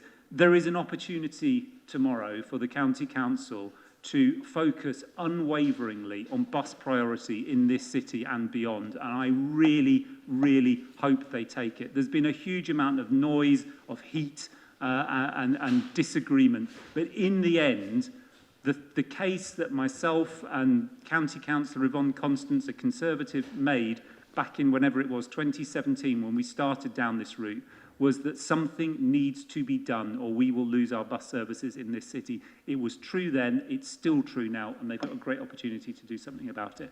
So without further ado, I hope you will support this. It is radical, it's Corbynite if you like, but Jeremy Corbyn was often right, not always, but often right. And had he said this, he would have been right on this. So I urge you all to support with enthusiasm the motion as amended. Thank you very much. Thank you.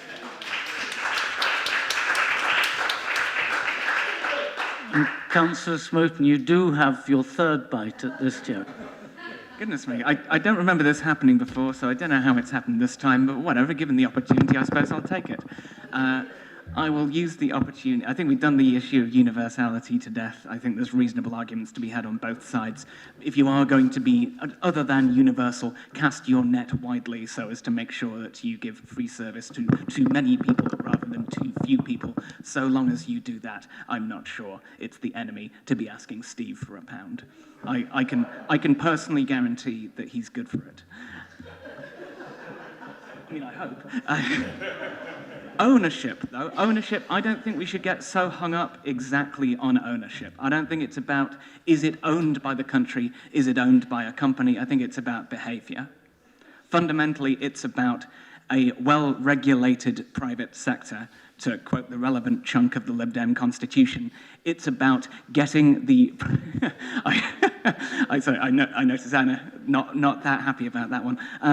It's about getting the private incentive aligned with the public good. So long as you can do that and thereby induce good behaviour, the idea that there is private ownership is not the enemy. It is bad behaviour, which is the enemy in terms of not providing the services that the country needs. So it's not about nationalising it, it's about ensuring that they're doing the right things, however that comes about. And in the railway sector, we've sort of seen a bit of both happening, right? We've seen the state directly running railway services when it needed to, in order to induce behaviour that it wants to see. And that started to lead, at least to a degree, in the right direction. We'd all like to see lower fares there too, but we'd all like to see a lot more money to deliver them, and that's what we fundamentally need. Anyway, to sum up, we'll all be voting for this motion, and we'll be very glad to see cheaper public transport in Oxfordshire as soon as it can reasonably be delivered within our means. Thank you very much. I take it that we can now proceed. I just want to raise a point of order, Mr. Lord Mayor, if I might. Just looking at the Constitution, section 1120, point I, it seems that a councillor who moves a motion has a right to reply at the end of the debate, immediately before the vote. And a councillor who moves an amendment has the right to reply immediately before the councillor who moved the original motion. I wonder if that might be raised with the monitoring officers for future debate. Thank you.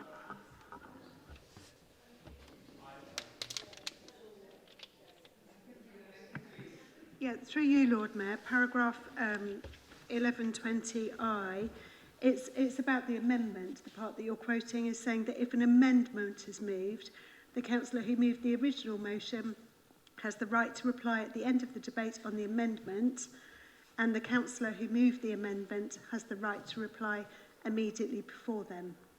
So that's on the amendment. No, so the councillor who moves the amendment has the right to reply immediately before the councillor who moved the original motion. So Councillor Hollingsworth had moved the original motion, which meant Councillor Smoten should have the right to reply immediately before Councillor Hollingsworth summed up the debate.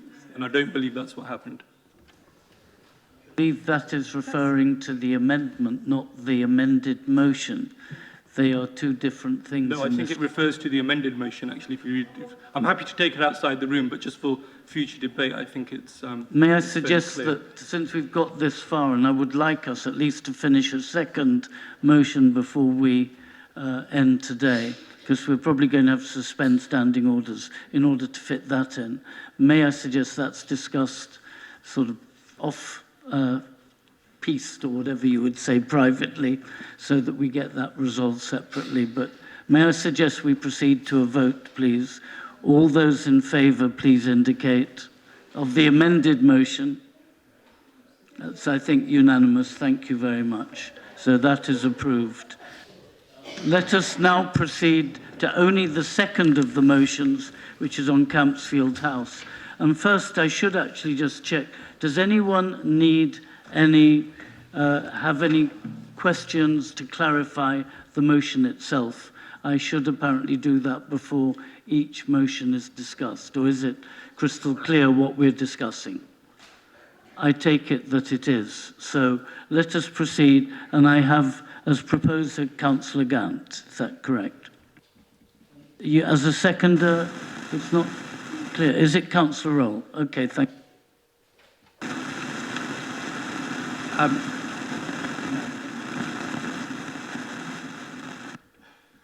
Sorry, microphone shift along maybe.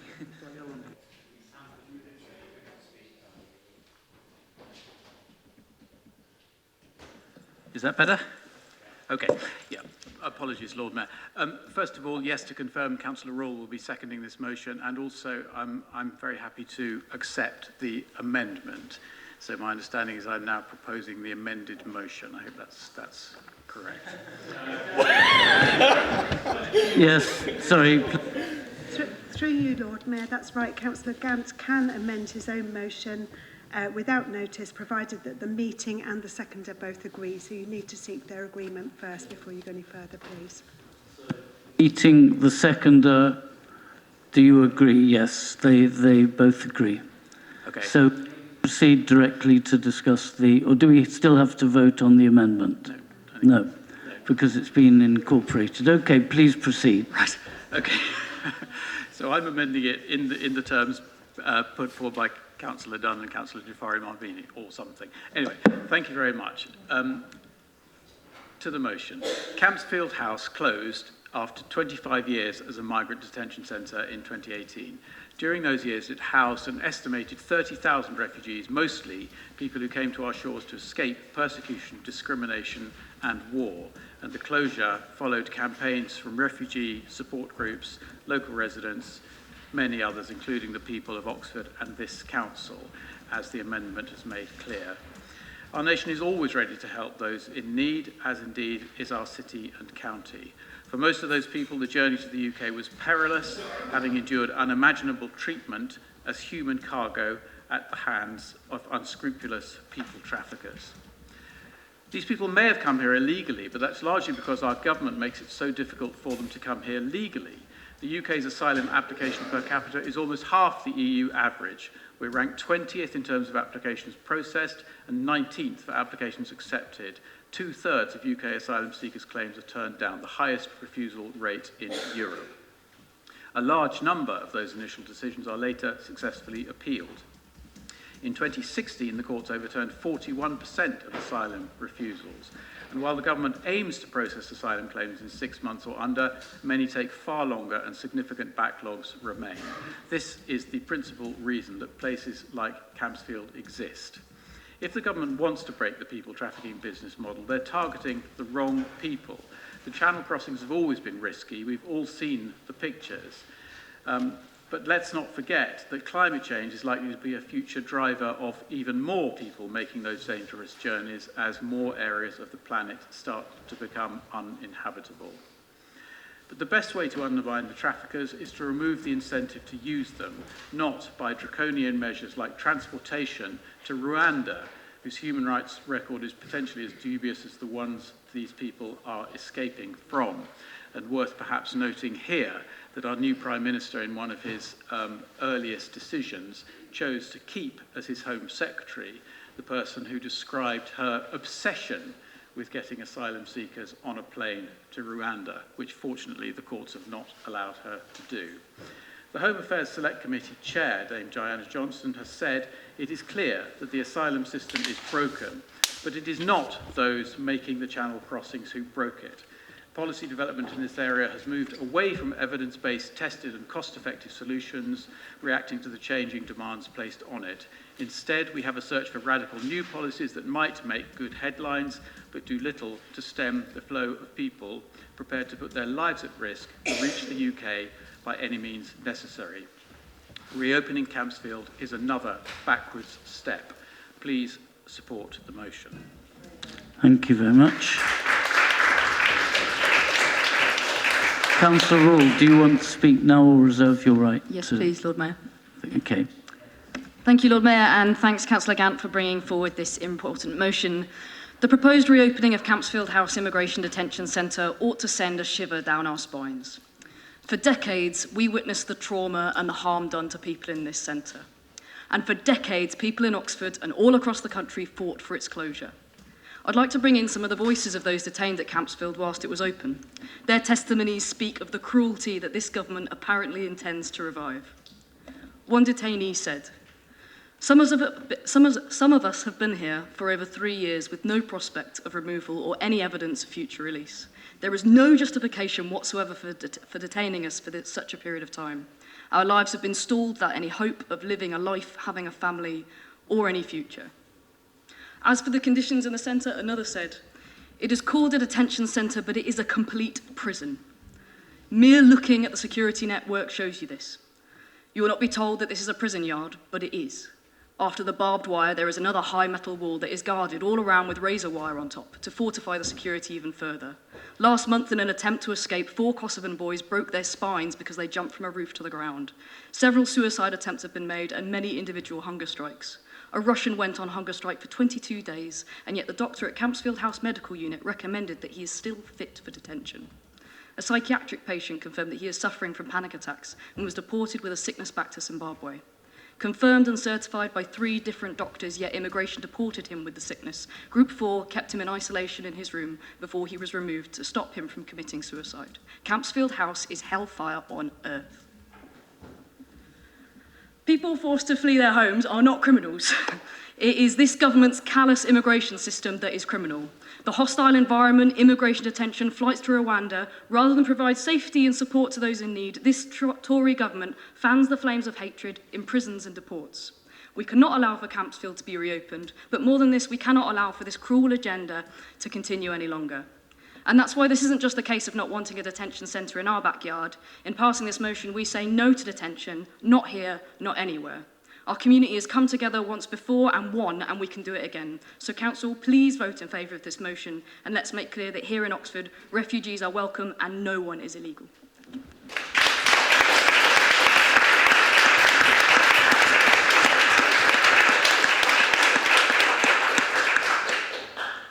since we are discussing already, it's been agreed the amended motion is the one we're discussing. Before going to debate, I just wanted to point out that there is a very minor spelling error at the bottom in my printed version. It's page 55. The word fleeing is spelt correctly twice, but the last time, the final line is all those fleeting war in recent times. I should ask you for you to give me the discretion to make the correction of the minor spelling error, so I hope that's okay. But that is a very minor correction. I saw Councillor Jafari Mabini had her hand up. Do you want to speak now? And then I'll look for any other speaker. Thank you, Lord Mayor. Thank you for bringing this motion, and I'm glad that everyone's supportive of the amendment. Unfortunately, Rwanda is really a long line of numerous policies over the decades. In fact, since the Empire Windrush came to this country, that has chosen to, instead of really tackling the root source of inequalities in our country, to actually make the other the enemy. And that changes over time, and clearly Muslims of the Middle East are seen as a particular target for hatred and someone that should not be welcomed in this country because, you know, invariably we've heard all sorts in the media about how those men and women, but generally men seem to be often at the target of this, are not able to be part of our country. And it's clearly very, very close to my own family history, and it's very, very upsetting that this kind of rhetoric actually dominates so heavily. So I urge you all to really think about your own conversations with your own loved ones, because that's what is needed. Because actually the media, and social media including that, is not a good forum for really having these conversations. You need to have them with someone who you really trust and believe in, and you need to really tackle why it is that Ukrainians have been welcomed into our arms in a way that has been really great to see, really heartwarming to see. But the men that I saw at Kassam, when we've been trying to deal with what the Home Office has done, which has not informed this council or impact any other council or institution of their arrival, that we've been trying to deal with all the safeguarding issues and all the other problems that they clearly need support with. It's been really, really heartbreaking to see so many men from my own country of Iran, but it's not surprising, considering what's going on in Iran right now, that there will be a lot of asylum seekers wanting to leave and make their way to safety. And yeah, it is just this ongoing issue of immigration, which in fact, almost every single party doesn't really want to tackle, because it really doesn't want to have those difficult conversations, but I'm glad we're having them here. And it is true, I just want to reiterate what was just said already, that Campsfield House, I visited there when I was on maternity leave with my first child, and it was actually really, really upsetting, because what it really reminded me of was visiting my own father in prison in Iran, because it is, you know, these detention centres are prisons, and they're a real stain of on our country. And there were detainees whose marks of torture was obvious to me, but yet the medical and psychiatric support is actually a tick box, and it's a Kafkaesque system that's pushing people to be cleared. And in fact, there is a link between low pay and insecure pay and those tick boxing, because in fact, that's what's happening. A lot of the outsourcing that's done means that a lot of people who Can you try and wind up, please? protection are then encouraged to work within these systems. So there's actually a real direct link between this motion and the next one on the cost of living. So I'm really, really excited that we are a city of sanctuary, that we are working on development of policy within this area, and I really hope that you will all support this, but also support within your own loved ones' circles, really trying to move away from this rhetoric as a country. Thank you. Thank you very much. Catherine. Thank you. Just addressing the point about legal routes, and I support the motion as amended today, but we do need more legal routes to apply for asylum in the UK, as we all agree. And I just wanted to highlight the inconsistencies in the routes that already exist as well. Councillor Dafari Mambini and myself went to see the Ukrainian Friendship Centre that is in North Oxford, who are doing a great job working with Ukrainian refugees there. And there we heard from officers and also those supporting the refugees about the differences in the different legal routes that also exist, which whilst on one hand looks like it's favourable towards Ukrainians, there are sort of, if you compare what they have as benefits through their scheme, it is different from those who are coming under the Afghan scheme, for instance. So really, we need a joined up and consistent approach, as well as more legal routes to come here. And I'd also like to talk about the economic case as well. We're talking about shortage of workers at the moment in many industries, and here we've got lots of people who want to work here, who have incredible skills that they could add to our economy, and that we're not allowing them to work when they come here. So we need to also find a way to leverage on the skills and experience of people who would like to be contributing to our economy and to the cultural diversity and of our city and our country. So, yeah, here we go. Thank you. Councillor Aziz. Thank you. So I would like to support this motion wholeheartedly. Earlier on this afternoon, I was in a meeting with the Home Office contractor who has been tasked to work on opening Campsfield House. I was in the meeting with the Chief Executive and officers. And while we were encouraged by the transparency and openness of that discussion, which is important, they were under absolutely no illusion that there is absolute rejection of this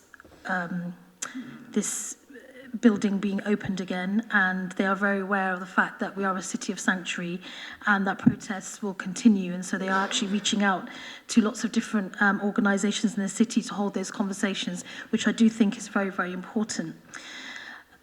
Also, Councillor Linda Smith has already mentioned this, but myself and Councillor Jafri Marbini and Councillor Linda Smith went to visit the Qassam Holiday Inn, where a number of asylum seekers are currently living. And the fact of the matter is that there are people there who had no shoes for up to 3 weeks. They have not been able to leave that hotel because they don't have any shoes. Now, just to be clear, this isn't because of the excellent work that organisations across our city are doing. It's because of the Home Office. It's because of their so-called red tape, and it's because of the inhumane conditions that they continue to create. And I've spent the last 15 years working as an international aid worker in countries where people are fleeing. I've worked with refugee populations for many, many years. And I can tell you that 3 weeks into a humanitarian emergency, people do have shoes. They have a tent, they have clothes, they have food. If a road has been eroded because of an emergency, because there's been, a flood or something like that, it's been rebuilt. Here in Oxford, there's been people without shoes, and some of these people are underage by all accounts as well. So I think it's really important that we're having this discussion here this evening, and I think we need to also remember, as Councillor Jafri Mabini's already pointed out, that there are parallels and connections with the cost of living crisis and the demonising of people and the scapegoating of minorities that's happening across this country, and that is being mainstreamed through our politics and through our media as well, shamefully. So I wholeheartedly support this motion, and I call on everybody here, all elected councillors, to ensure that we do stick together and speak as one voice, and ensure that the people of our city also become braver and bolder in understanding that refugees are human beings and no person is illegal, and everyone has a right to live with dignity and hope and safety.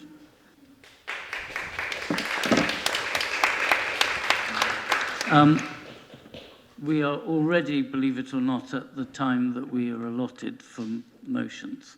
I'm going to ask councils and councillors' support in suspending standing orders to allow us another 15 minutes, but I would greatly like us to try and keep interventions brief so that we can at least complete this motion. So do I have support? Sorry, do you want to? Oh, sorry, I'm not opposing it, but I was going to point out that we have another item as well on the agenda. Yeah, I'm aware we do. We do have one last item, and it may be a confidential item, but since we've got this far, we surely should allow ourselves time to complete this. I just don't want us to just go running on and on. We need some discipline. So is 15 minutes adequate? Can we please? Lord Mayor, can I suggest that you would either need a proposer and a seconder and a vote to approve to suspend standing orders, or the alternative is you may want to invite members to consider moving straight to a vote if you felt that the matter had been debated sufficiently. I can see we could, I'm pretty sure I know the result of the vote, but the thing is that some people clearly feel very strongly about this subject and would like to say their piece, and I feel it's fair to let them, but honestly we cannot have every member speaking because we'll never finish. What I'm going to propose, just because I saw hands up earlier, I'm going to propose, if that's acceptable to you, to allow Councillor Lubna Arshad, Councillor Jabu Nala Hartley, and also the Deputy Lord Mayor. And then we have to have the right... Just that Councillor Dunn was also... Yes, I know. Well, you have some, I think, right of reply since you were proposing the amendment earlier. I mean, I would let you, if that's acceptable. I mean, otherwise, it's just going to be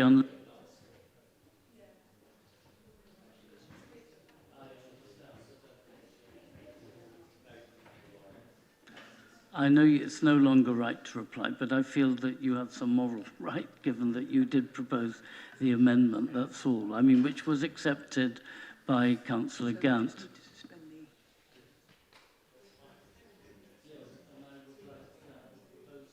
And seconder for suspending standing orders to have those speakers and allow Councillor Gant finally to sum up. Is that acceptable? Can those in favour? Thank you. Okay, that's majority. So I'm going to take Councillor Arshad. Thank you, Lord Mayor. Yeah, so for me, this is a regressive and cruel plan, and I concur with my other colleagues who've spoken today, other councillors here.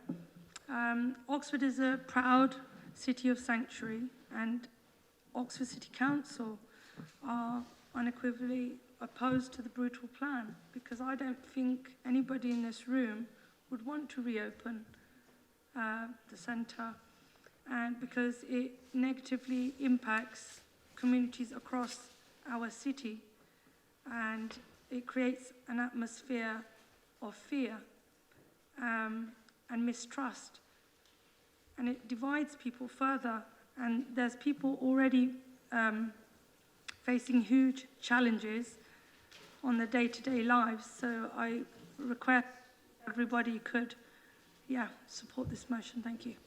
Thank you. Keeping it brief. Councillor, yes, Nala Hartley. Thank you, Mayor. I too am going to keep it brief because most of what I wanted to express has already been expressed, but more than anything, I'd like to appeal to the whole council to take this as an issue of moral obligation to the people that are ending up in these camps. But also I'd like to appeal to the people of the UK, not just Oxford, to really think about not going back to the days of Enoch Powell, to not support the river of blood speech that he made when you invited immigrants from areas of like the Caribbean, where they've ended up being scapegoated and basically being treated badly in terms of the hostile environment. More than anything, I'm very proud to say I have stood on so many of these demonstrations to show solidarity with the people that are ending up in these places. These places, as Councillor just put it, they are draconian places for people to be held in. These people have committed no crime. They are not prisoners. Thank you. Thank you very much. Again, brief. Councillor Ligo. I will keep it brief, and I won't say what I was going to say, but I just want to bring your attention to the film. It's called The Swimmers, and I was quite emotional when I was watching it, because there's two Syrian sisters flee their war-torn home in Damascus, swim for hours in the choppy Mediterranean Sea to reach Greece as asylum seekers before going on to compete in the Rio Olympic Games. But it was the journey throughout how they got there, and there's happiness and there's sadness. and I can assure you, you will be in tears. But I agree with everybody else what they said. But if you've got the time, please watch it. Thank you. And Councillor Dunn. Thank you, Lord Mayor. And apologies, I was a bit confused on the procedure here, where the last motion, Councillor Smelton was able to speak twice as proposer of the amendment, and I haven't been called on to speak on with this motion, so a bit of clarity around that would be really appreciated. But I'll also keep it brief to thank those who brought this motion to the Council this evening to discuss what I'm sure will have unanimous agreement in this room across parties. It's an important issue that should remain in public awareness until this immigration detention centre is closed for good. And the motion itself is a welcome one, and I brought forward the amendment not to change the wording of the original motion, but to strengthen the motion with more information. This is to ensure those who are already campaigning on this in Oxford, as well as the Council's public opposition to the reopening of Campsfield, is acknowledged in the motion as well. There's been important work happening on the ground by local campaigners and organisers, such as activists in the campaign to close Campsfield, who grew into Oxford Against Immigration Detention and are now working closely with other organisations like Asylum Welcome to form what is now the Coalition to Keep Campsfield Closed.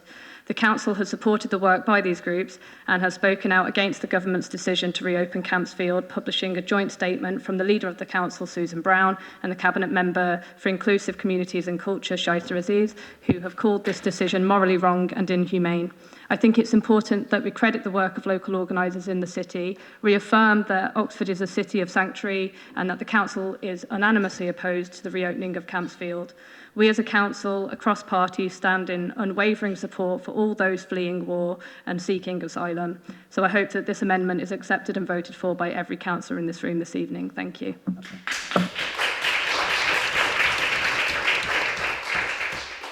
Councillor Gant. Thank you, Lord Mayor. Thank you, colleagues, for all your words of support. The principal reasons for bringing this motion and for opposing this reopening have been set out very clearly across the chamber, so I don't need to repeat them. But one that might perhaps have escaped our attention is that it appears to be a reversal even of the policy of the Conservative government itself. Stephen Shaw, the prisons ombudsman, former prisons ombudsman, was asked by the Home Office to carry out reviews of immigration detention twice, in 2016 and 2018, and his report doesn't make comfortable reading. The two reports contain over 50 recommendations each, and his overall conclusion included the following words: a smaller, more focused immigration detention estate would be more protective of the welfare of vulnerable people. Immigration detention has increased. It ought to be reduced. Shortly after, Campsfield was closed. The Home Office issued this statement: the closure of Campsfield House is part of Home Secretary Sajid Javid's, remember him, commitment to cut the number of people detained at any given time. By next summer, 2020, the Home Office will aim to reduce the immigration detention estate by almost 40% since 2015. And the then Immigration Minister, Caroline Noakes, said, "Now is the right time to modernise and rationalise the detention estate. Detention must only be used when we are confident no other approaches will work. The Home Office has committed to develop alternatives to detention." So, apart from all the principal reasons we've heard, the government appears to be reversing its own policy, and it is not the only instance where this government is turning the screws on its draconian approach to liberty in our country. Finally, Lord Mayor, I have no doubt, and didn't have any doubt all along, that this chamber would unanimously support this motion. And I can tell you that this same motion has been brought to both Cherwell District Council, where the centre is situated, and to Oxfordshire County Council. I'm grateful to Green Councillor in Middleton for leading it and for all of his work on that. The Conservative-led Cherwell District Council did not support the motion. They voted in favour of keeping it open. The Conservative opposition on Oxfordshire County Council also did not support the motion. And the reason that they gave was that they felt that they did not know enough about the issue, and that it was not appropriate for them to have an opinion on matters Finish that quick. were... this is a good bit, Lord Mayor. Things that were happening in their own county, and indeed, in the case of one of the members, in his own division, and that the decision should be left to the Home Office. Well, respectfully, I disagree with them. I commend the motion to Council.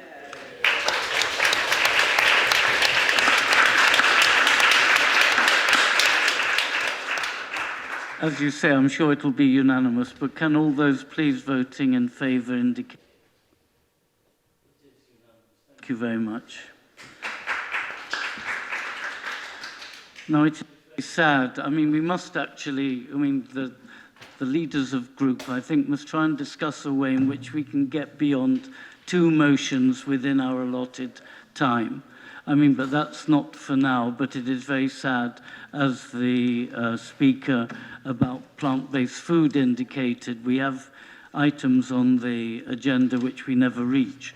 But we now have one final item, and I have to read this form of words because this does include a confidential appendix, and it has an exempt appendix.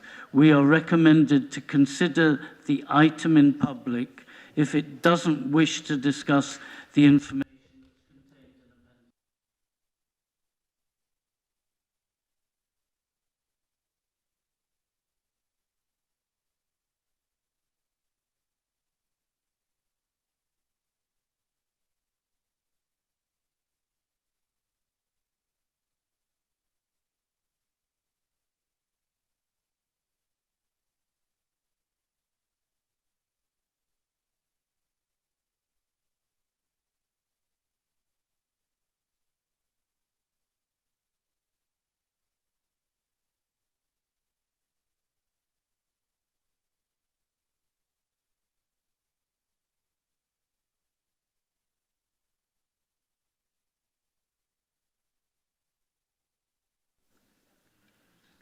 No, I understand, and no one must ever mention it. Go on. I would certainly like to comment on this and put some questions. I'm sorry, I'm not entirely sure if they're in Appendix 3 or not, but I note that there is nobody left in the public gallery, so all...